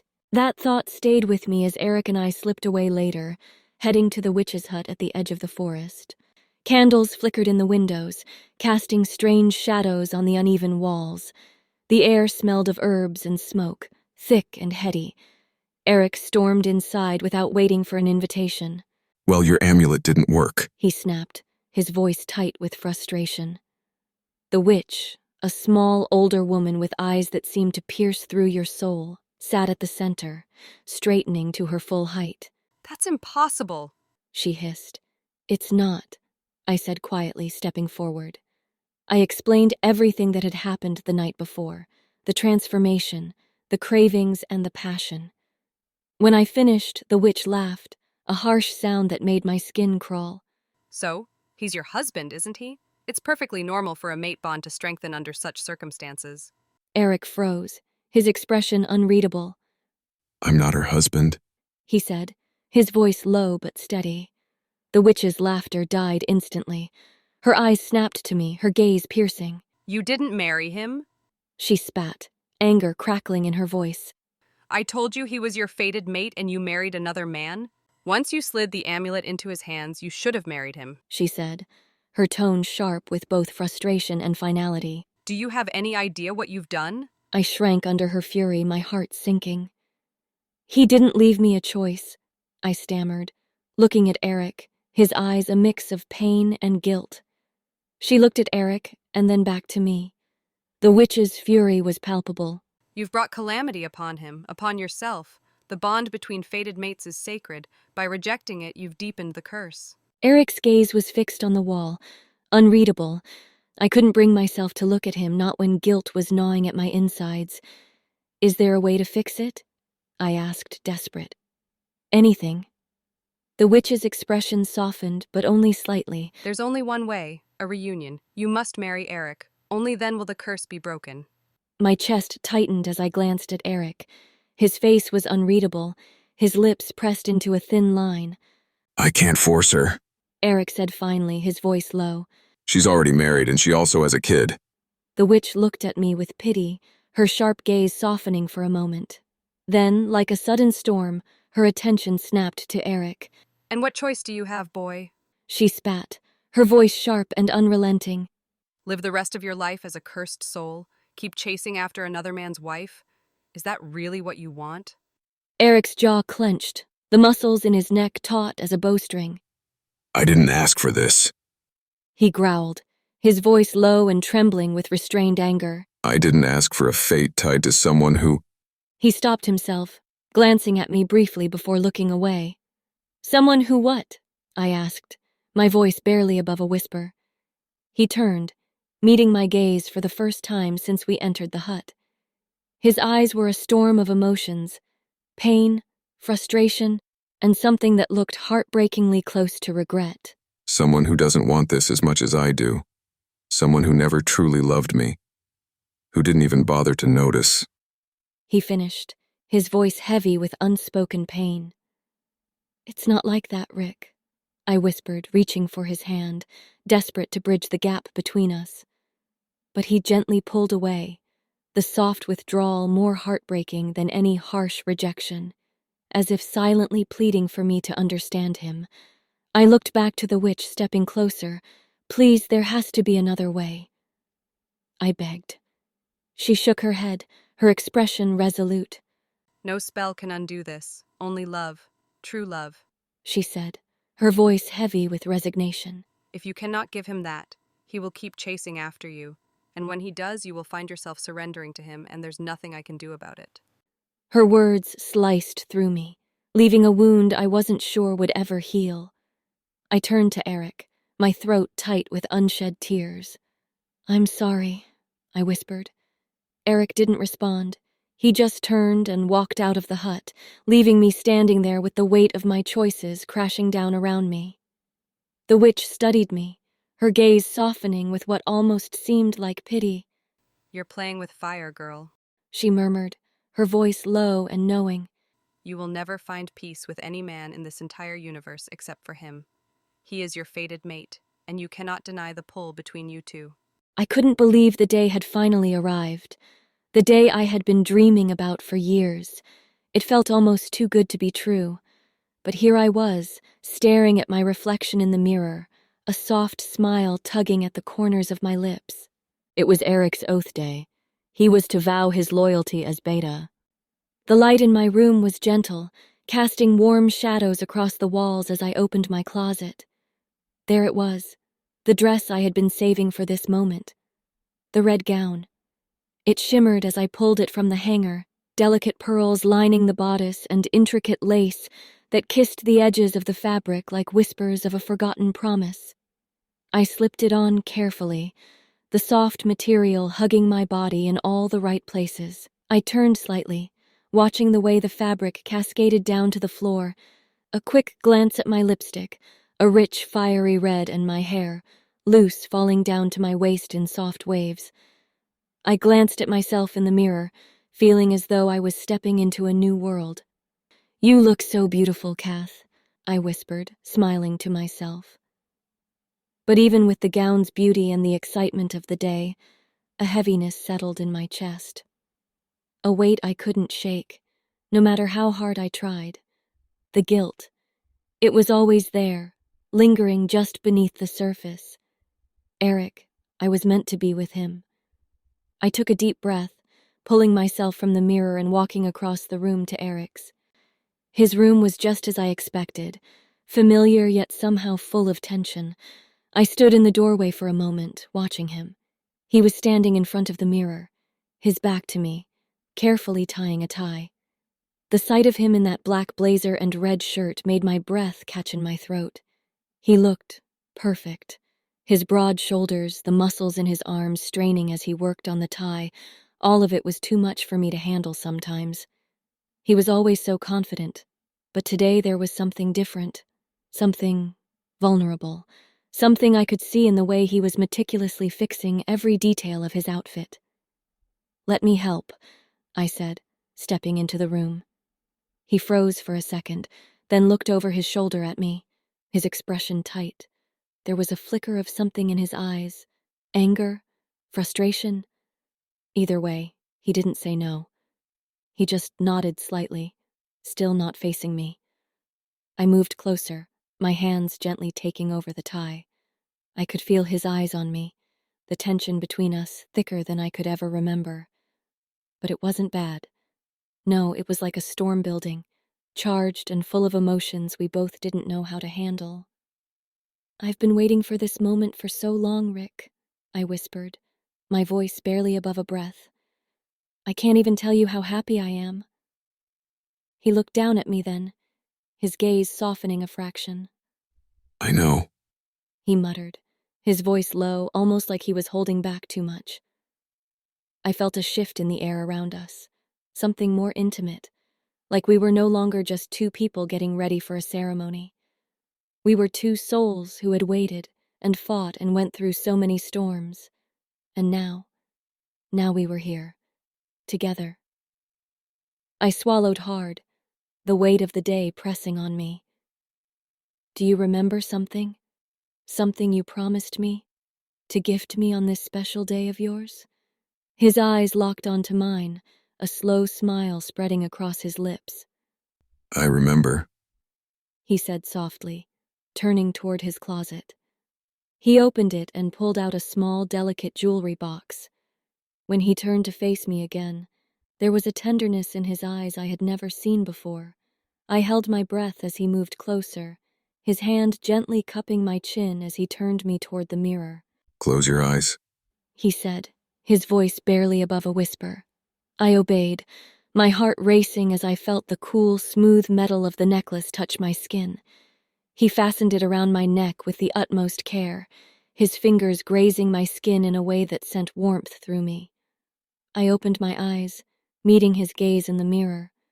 The necklace was beautiful, silver with a small sapphire in the center, sparkling like the moon in a midnight sky.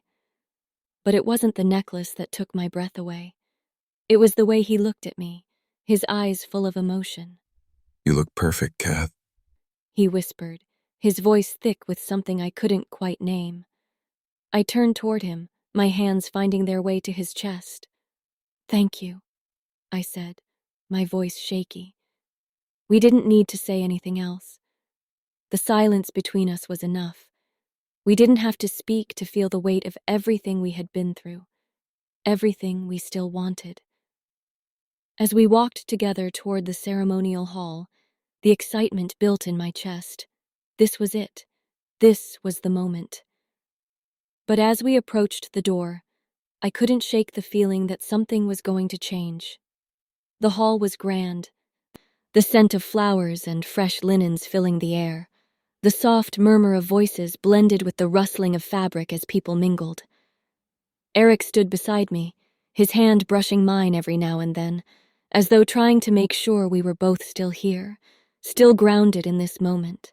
When it was finally his turn to take the oath, I stood by his side. His eyes found mine as he walked up to the stage, and for a second I saw something deep within him, a mixture of relief and fear. He was ready, but he was also terrified. Eric took the oath with strength, his voice clear and firm. But when he was done, I saw the flash of happiness in his eyes when he turned to look at me. He was proud of himself, proud of us. As we sat down to eat, Eric brought plates for me and Katie. The three of us shared a quiet, intimate moment.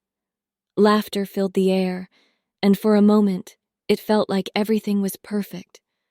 But then, the doors to the hall opened and a figure stepped in. Alex. The room seemed to freeze as I looked at him.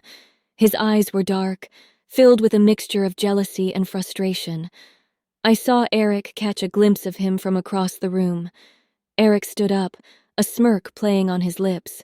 Well, if it isn't Alex, he said, his voice teasing. Alex quickly masked his emotions as soon as he met Eric's gaze, opening his arms in a warm gesture. But I could see the tension flicker in his eyes, despite the facade. You're getting old, Alex. Eric smirked, the challenge in his voice unmistakable. Alex chuckled, shaking his head.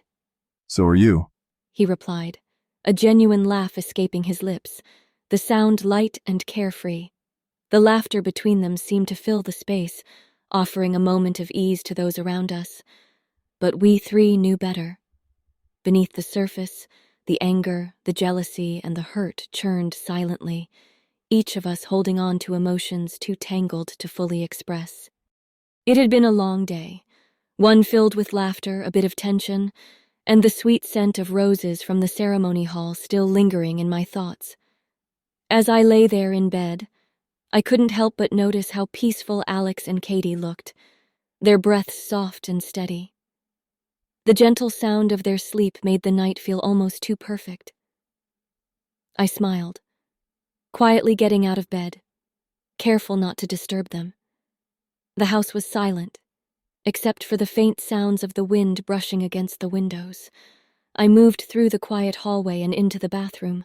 The mirror fogged up as I turned on the shower, the warmth of the water immediately wrapping around me like a blanket. It was so relaxing, the kind of peace I'd been craving after all the events of the day.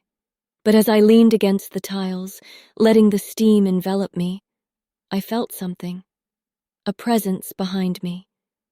The softest of breaths whispered against the back of my neck. strong hands wrapping around my heart, sending an electric shiver across my skin. I need you, Kath. A low voice murmured from behind me.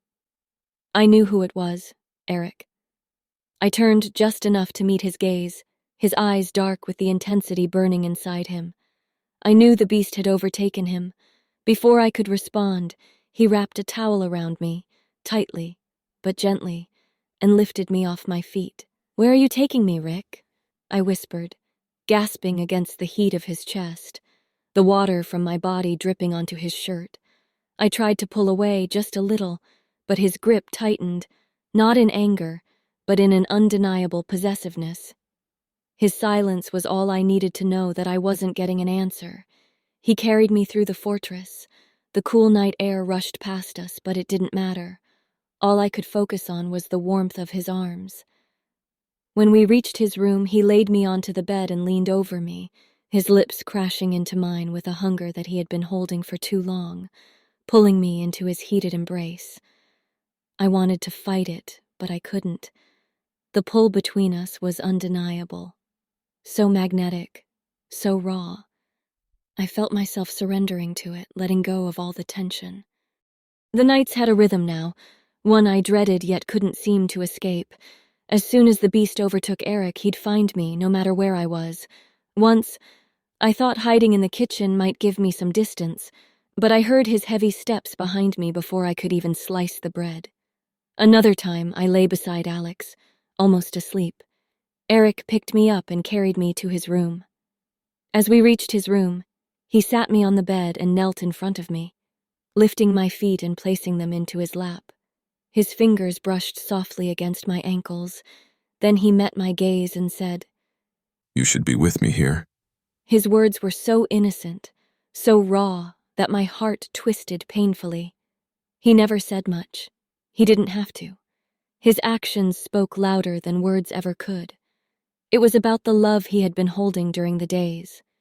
It was a kind of possessiveness, a need to keep me close, to make sure I was only his. I saw the jealousy in his eyes every time he looked at me, especially when he noticed Alex by my side. It was like a fire had been lit in him, flickering and wild, burning everything in its path. I could feel it. He couldn't stand the thought of me with another man, even in the most innocent of ways.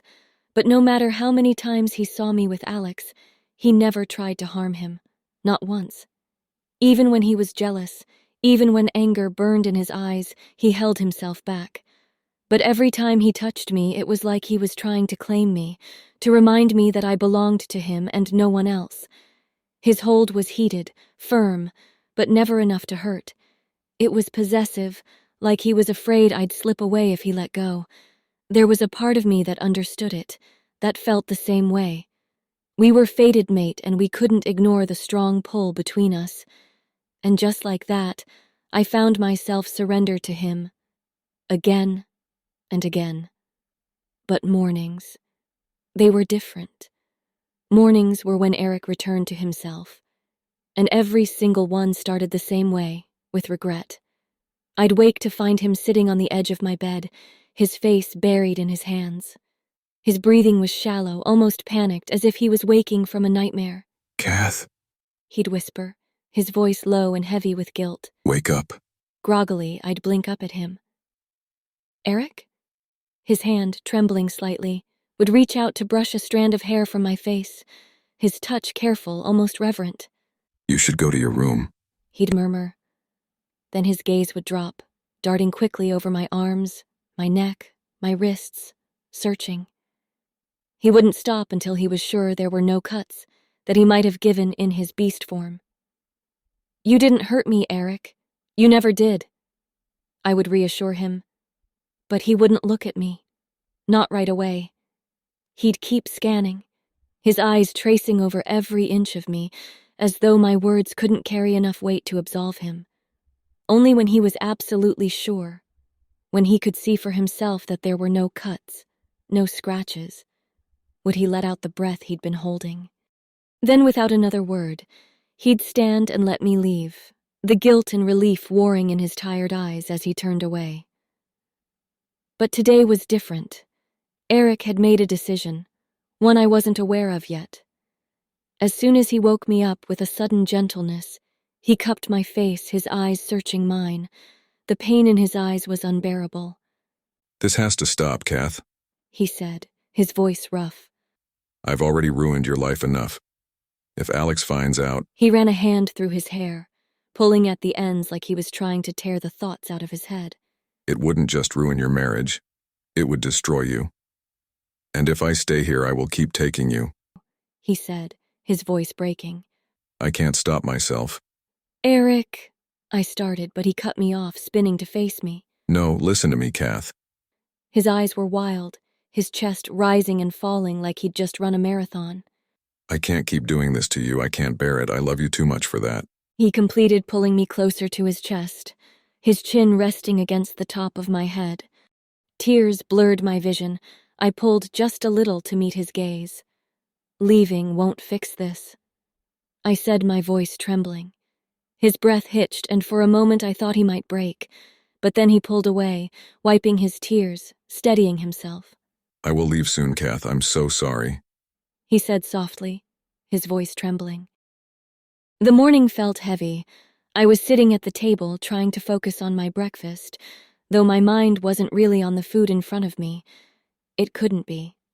Not when my mind kept drifting to Eric, to the look in his eyes before he left this morning, a storm of emotions he hadn't spoken but I'd felt as keenly as if they were my own. But as Alex sat across from me, his eyes narrowed.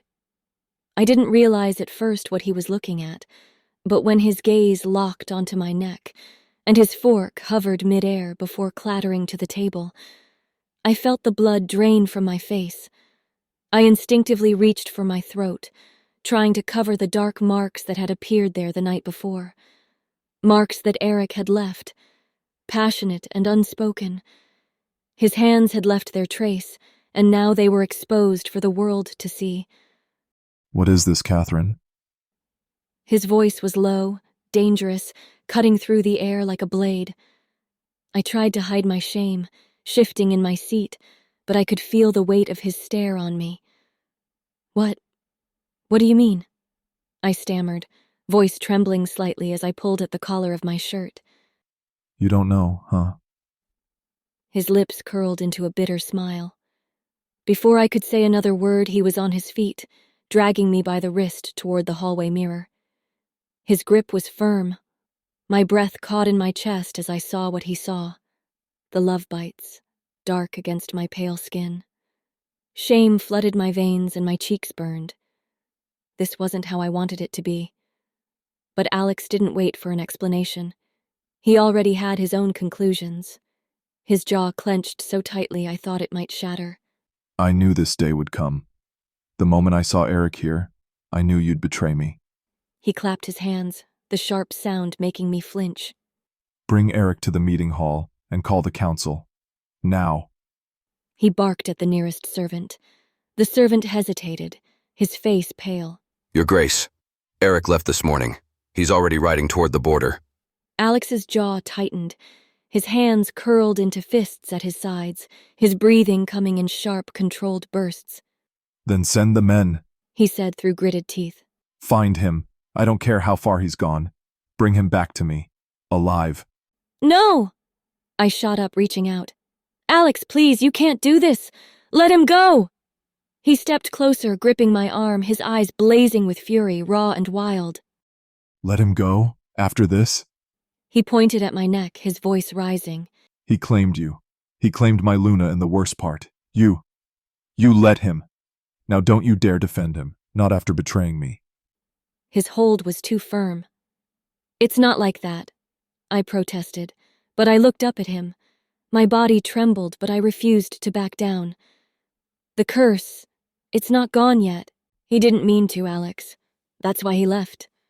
His eyes narrowed, his expression hardening. You're lying. I shut my eyes briefly, trying to steady myself.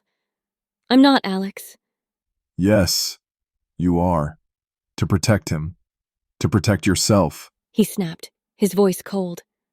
No, Alex, I said, forcing myself to meet his piercing gaze.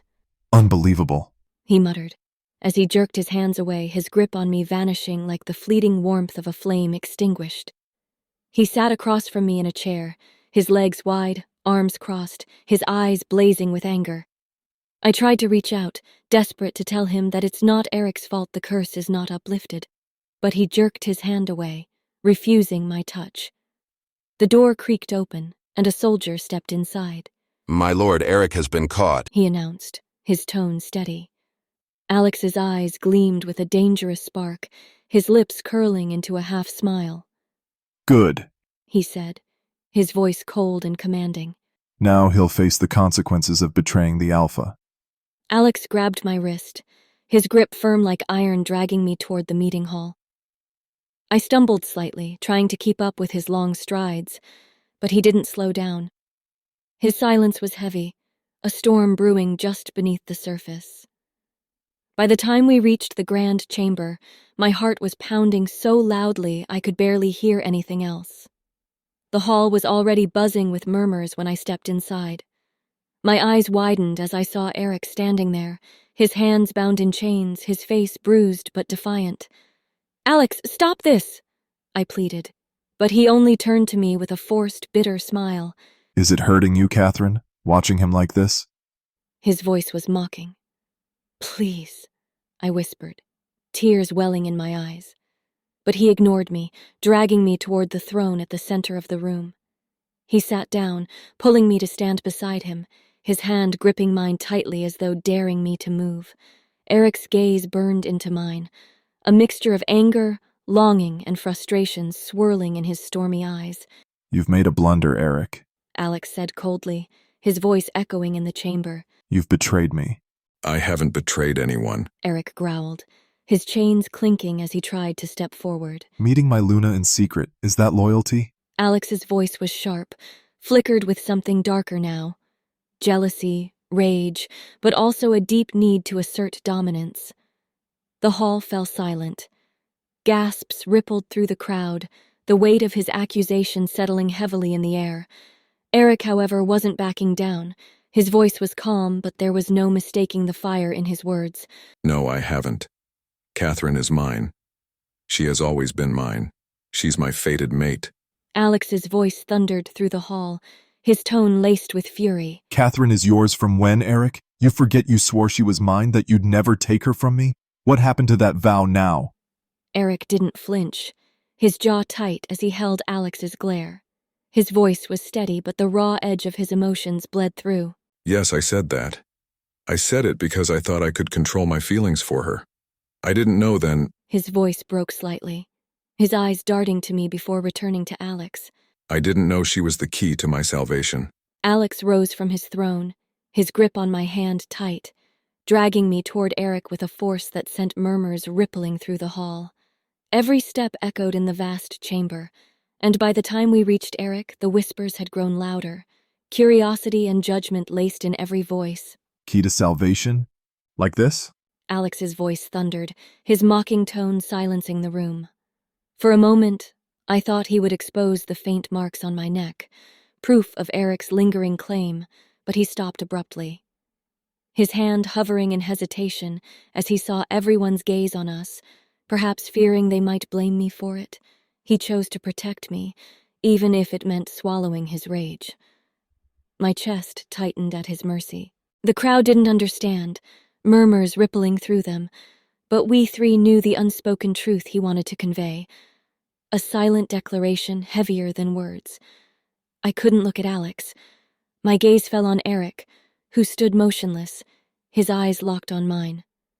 There was no anger there, no defiance, just pain. Deep, agonizing pain, as if silently begging for forgiveness. Then Eric snapped back to Alex. I can't stop when the beast takes over. Then prove it. Fight me, Eric. If you win, you can take my place as Alpha. The room erupted into murmurs again. Shock, anger, disbelief. It was all written on the faces of the elders. My father, Eric's father, Alex's father, everyone gathered around. Our parents, who had been silent until now, stepped forward. Have you lost your mind? Doris demanded, his face a mixture of shock and anger, his voice heavy with disbelief. Choose wisely, Alex. Commander Noah added, his tone calm but firm. Don't let your anger cloud your judgment. What if you lose? Alex snapped, his voice sharp and cutting. I will not lose. Now let me handle this. The elders tried to intervene, their voices rising in concern, but Alex wasn't listening. He was fixated on his challenge. And as the room watched in stunned silence, I realized just how much was at stake. More than I had ever realized. Will Catherine be mine then? Eric asked, his voice filled with a quiet intensity. His words were simple, but the weight they carried was enough to shake everyone in the room. Alex's smirk faltered, his eyes narrowing dangerously. You think winning a fight will make her yours? Eric stood firm. His eyes flicked to mine for the briefest moment, filled with something raw and vulnerable. Then he turned back to Alex. If I win, Catherine chooses with whom she wants to spend the rest of her life. If you win, you decide my fate, he replied, his tone calm but laced with steel. Alex's smirk returned, sharper this time. Fine, fight me, and we'll see if you even get the chance to hear her answer. Take him away from my sight, now.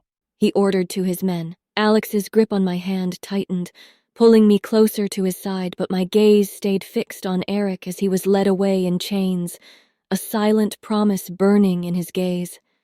Helplessness twisted inside me as I watched him being dragged away like a prisoner, his broad shoulders tense but unyielding. The crowd dispersed slowly, murmurs and whispers filling the air as people left the hall. I stood frozen, my heart torn between the two men who had become the center of my world. I didn't dare look at Alex, not yet. My hand trembled in his grip and I knew he felt it.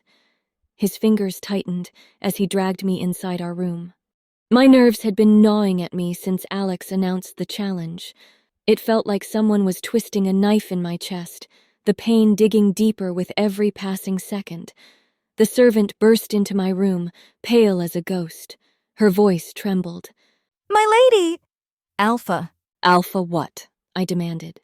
She bowed her forehead and said, Alpha has lost his mind. He is with Eric. You need to come now. My heart stopped for a beat. I grabbed my shawl, my hands fumbling. What's happening? He's being punished. The blood drained from my face. What? I demanded, my voice cracking. The girl nodded, her eyes brimming with fear. He's making him pay for saying your name. Every time he does, they hit him again. I didn't wait to hear more. My feet moved faster than my mind could process. My skirts swirled around my ankles as I ran down the dimly lit halls, the stone walls echoing with my hurried footsteps. By the time I reached the holding chambers, my chest was heaving and anger roared in my veins. The scene before me stopped me dead in my tracks. Eric was there, shirtless, bound to chains. Blood trickled from a cut on his cheek. Alex sat a few feet away, leaning back lazily in his chair, his expression smug, revealing the muscles of his arms as he held a goblet of wine in one hand. Eric, battered but unbroken, he lifted his head, his stormy brown eyes, half closed with pain, meeting mine the moment I stepped in. Will you say her name again? Alex's voice was calm, almost playful, but the undercurrent of menace was unmistakable. Eric lifted his head, defiant as always. His lip quivered, but not with fear, with determination. Catherine. The guard hit him again. Eric gazed at me again, his eyes filled with a quiet desperation that shattered me. Tears spilled down my cheeks as I looked at Eric, my heart breaking under the weight of his pain. Enough!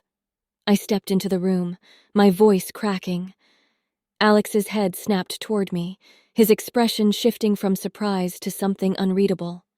Catherine, he said smoothly, like he'd been expecting me. I rushed forward, but Alex's hand shot out, gripping my wrist before I could reach Eric. His touch was firm, almost painful, as if he feared I'd slip through his fingers. What are you doing? My voice wavered, but I kept my chin high. This is barbaric. Alex stood, placing his goblet down with a soft clink. Barbaric? No, my love, this is justice. He disrespected me, disrespected us. By saying my name, I took a step closer, my eyes darting to Eric. He was breathing heavily, but his gaze was steady, locked on me. It's not just the name. Alex said, his voice lowering. It's the way he looks at you, the way he thinks of you, the way he claimed you as if you already belonged to him. Now come here. Alex grabbed my arm, pulling me into his lap, his lips grazing my neck in a deliberate show of possession. Tell him who you belong to, Catherine, he demanded, his voice a dangerous mix of challenge and control. Eric's eyes locked onto us. His gaze burned with raw fury, but then he dropped his gaze to the ground, his shoulders rigid with restraint. I could see it, the storm he was holding back. A knot of guilt twisted in my stomach at the sight. Even in his silence, I could feel everything. He was hurt, angry, all at one time. Alex, stop it! I snapped. I pulled away from his grip, stepping back to create distance. My chest heaved as I tried to steady my breathing. Alex's smirk faltered for a moment, but his grip didn't loosen on my wrist, as though defiance was the only shield he had left. I squared my shoulders. Now leave him. You've already done too much. What does that prove? It proves, Alex said, taking a step closer to Eric, that no man, wolf or otherwise, can challenge me and live to tell the tale. Eric coughed, the sound ragged and painful. Every instinct in me screamed to run to him, to hold him, to ease his suffering. But I couldn't. You're afraid you can't win tomorrow, so you're making him weak, I snapped, crossing my arm. The words hung in the air, heavy and charged. Alex's jaw clenched, drowning in jealousy and rage, and I was the rope pulling him deeper. Eric groaned, drawing my attention back to him. His head lolled to the side, his eyes half closed but still locked on mine. Catherine, He whispered again, like my name was the only thing keeping him alive. The guard struck him again, the sound echoing through the room. My heart clenched at the sight, but I couldn't look away. Enough! This ends now, I said, my voice trembling. Slowly, Alex ran his hands over his face, then let his head rest heavily in his palms, as if the weight of everything was finally sinking in. I stepped closer, my voice barely above a whisper.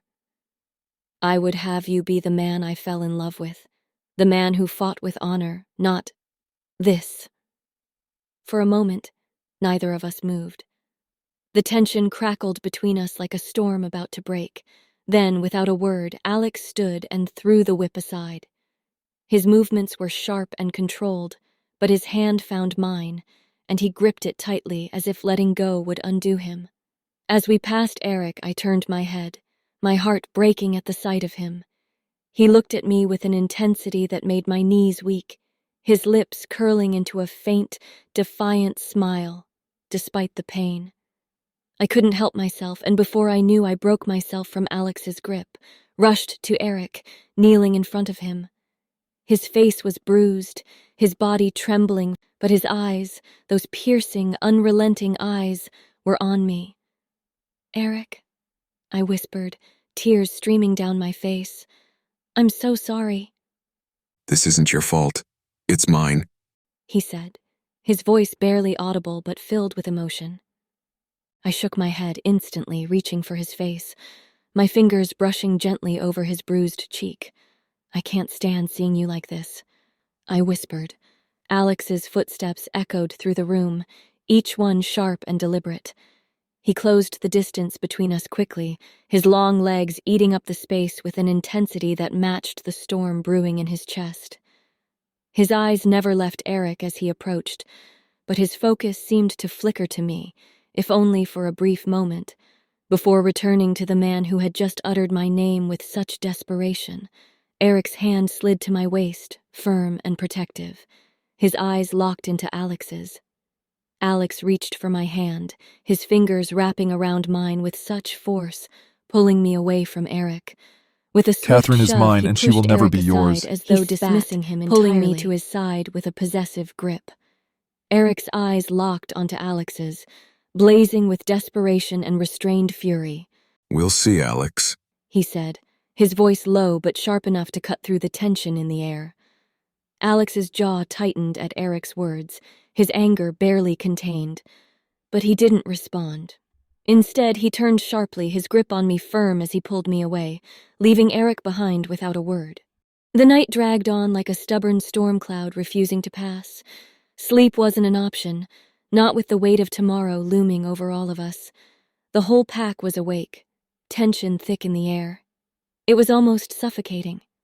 They whispered about the fight, about Alex, about Eric, about me. By the time the first light of dawn crept through the windows, I felt like I'd aged a lifetime in a single night. The pack had gathered outside in the clearing as the sun rose, painting the sky in hues of gold and pink. I stood at the edge of the crowd, the chilly morning air biting at my skin. Alex was waiting for me near the circle where the fight would take place. He looked powerful, proud. He always carried himself like a king, but today there was something different about him. His eyes were fierce, his jaw set, his body tense but composed. He was wearing a dark, fitted shirt that clung to his broad shoulders and strong frame, his usual aura of confidence radiating off him like a second skin. Catherine, He said when I approached, his voice steady.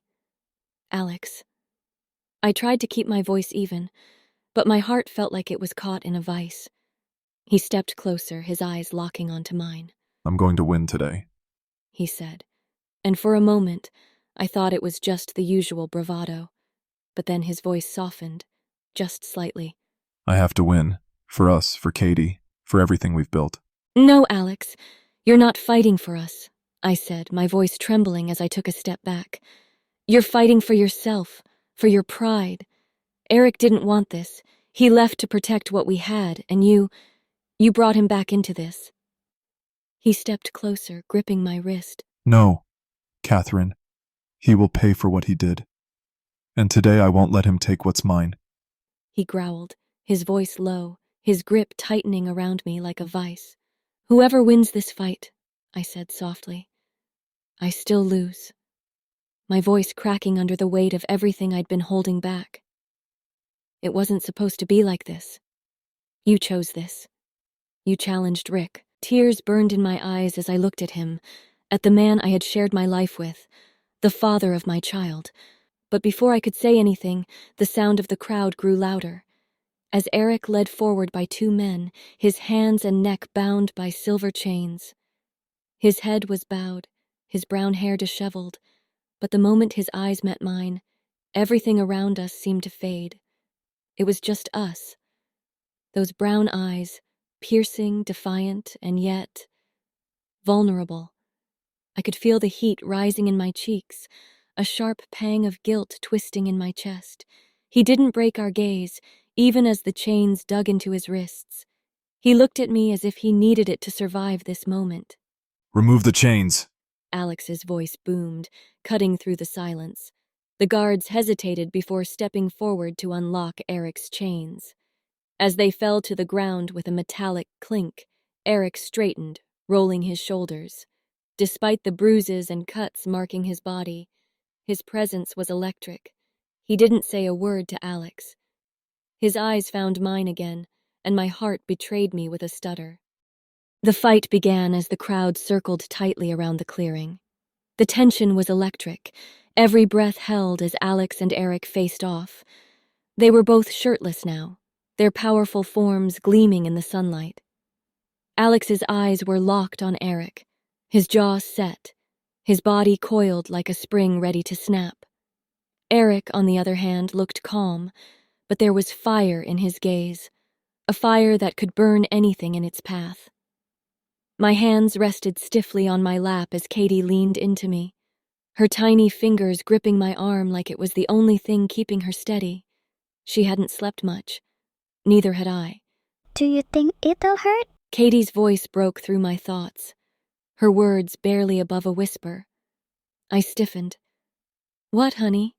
When they fight, will it hurt, Daddy? The lump in my throat tightened, but I forced a calm expression. He's strong, sweetheart, and brave. Her eyes, so much like Alex's, studied me. She wasn't convinced, but I didn't have it in me to offer more. She climbed into my lap, and I wrapped my arms around her, rocking her gently. And then it happened. With a feral growl, they both shifted, their bodies contorting and stretching as their wolves emerged. Alex's wolf was massive, his black fur sleek and shining, his eyes a piercing amber. Eric's wolf was just as imposing, his silver-gray fur glinting in the sunlight, his blue eyes sharp and unrelenting. The fight was brutal. They clashed with a force that shook the ground, their growls and snarls echoing through the forest. Claws slashed, teeth snapped, and the scent of blood filled the air. I couldn't look away. My heart was in my throat as they fought, each blow more vicious than the last. At one point, Alex pinned Eric to the ground, his jaws inches from Eric's throat. But Eric twisted, using his strength to throw Alex off and land a devastating blow to his side. The crowd roared as the fight reached its climax. Both wolves were battered, their fur matted with blood, but neither backed down.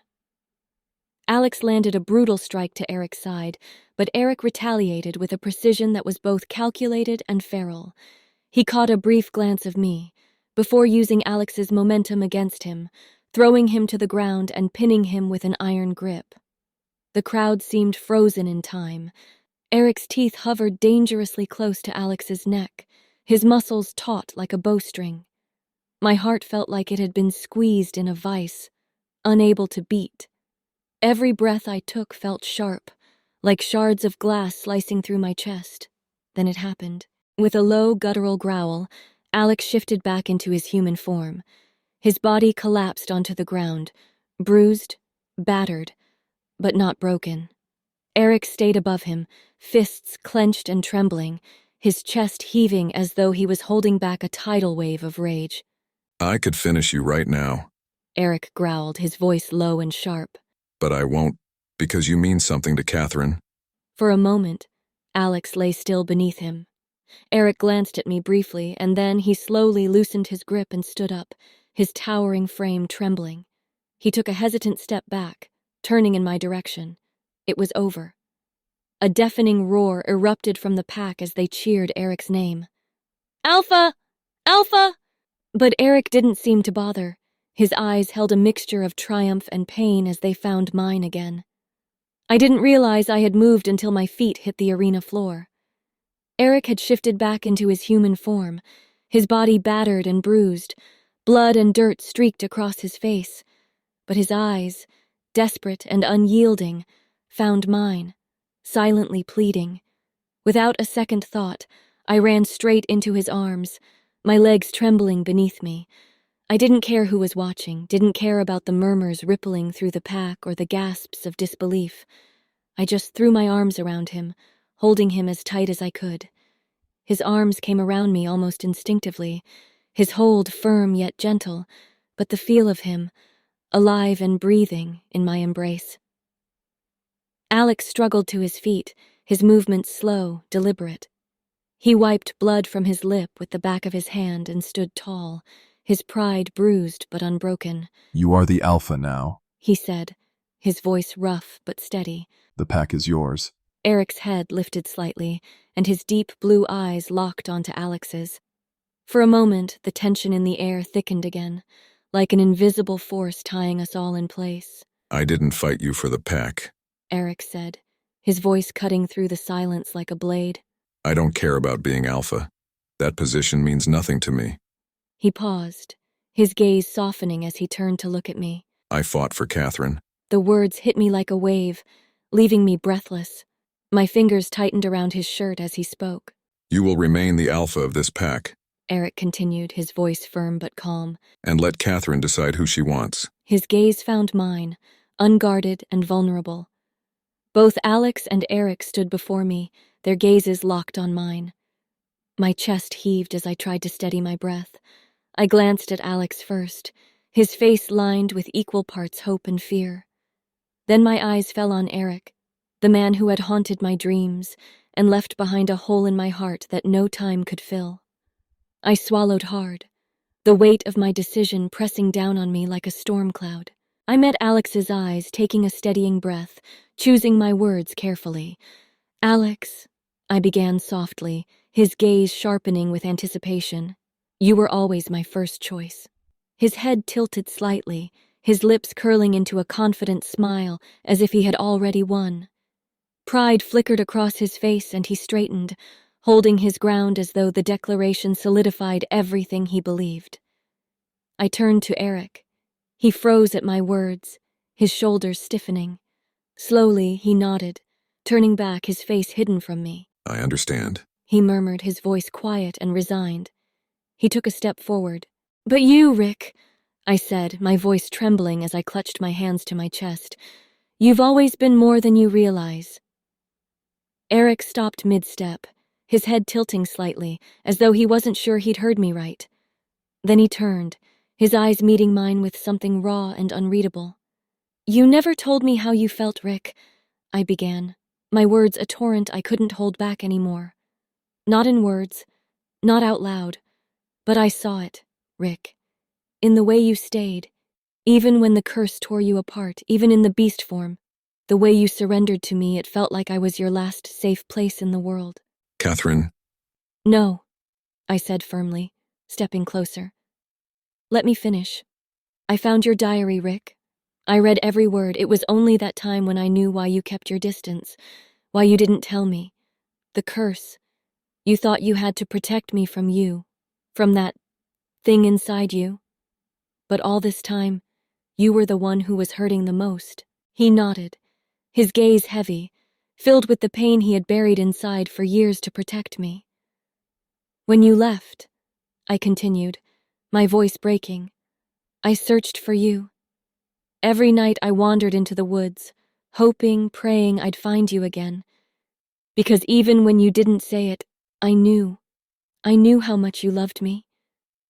I just wanted to see you, to tell you that tears welled in my eyes, blurring the sight of his face. I started to fall in love with you, Eric. Slowly, painfully, like a fire I didn't want to admit was burning. And you were gone. Alex's smile faltered at my words, his posture stiffening. You've carried this for so long, Alex, I whispered. I can never forget the way you loved me, but the love you deserve, it's not mine to give. With a deep, pained breath, he finally spoke, his voice raw. I know. His words were soft, but they carried the weight of a man who had finally accepted what we both knew deep down. For a long moment, Eric said nothing. His gaze flickered between me and Alex, then back to me, his breathing uneven. With that, I looked back at Eric, the man who had quietly waited, always believing in the chance to make things right. When he finally spoke, his voice was hoarse. Please forgive me, Kath. His hand trembled as he reached out, brushing away my tears. The touch was hesitant, almost reverent, and in that moment it felt like the weight of all the years between us. The words, said and unsaid, began to lift. I pulled Eric closer, resting my head against his chest, feeling the steady rhythm of his heart. Alex took a step forward, his voice strained. I wasn't perfect for you, Kath. I looked at him, my voice soft but firm. You were always perfect for me, Alex, but I was never perfect for you. The crowd stood silent, their gazes heavy as I turned to say my goodbyes, clutching Eric's hand tightly. Without a word, Eric intertwined his fingers with mine, his grip firm but comforting, and together we began to walk away. Not a word, not a movement, just the sound of our footsteps on the cold, hard ground. I didn't dare look back, too afraid of what I'd see. But then I heard her voice. Mommy! My heart shattered into a million pieces as I turned around. Katie stood there, her little face lit with joy and relief as she reached out for me. Every instinct screamed at me to run to her, to scoop her up and hold her close. But Alex was faster. He stepped forward, lifting Katie into his arms before I could take another step. His jaw tightened as he glanced at me. Your mother has betrayed your daddy, honey, Alex said softly, his tone calm but deliberate. Katie's brow furrowed, her tiny hands gripping his shirt. What does that mean, Daddy?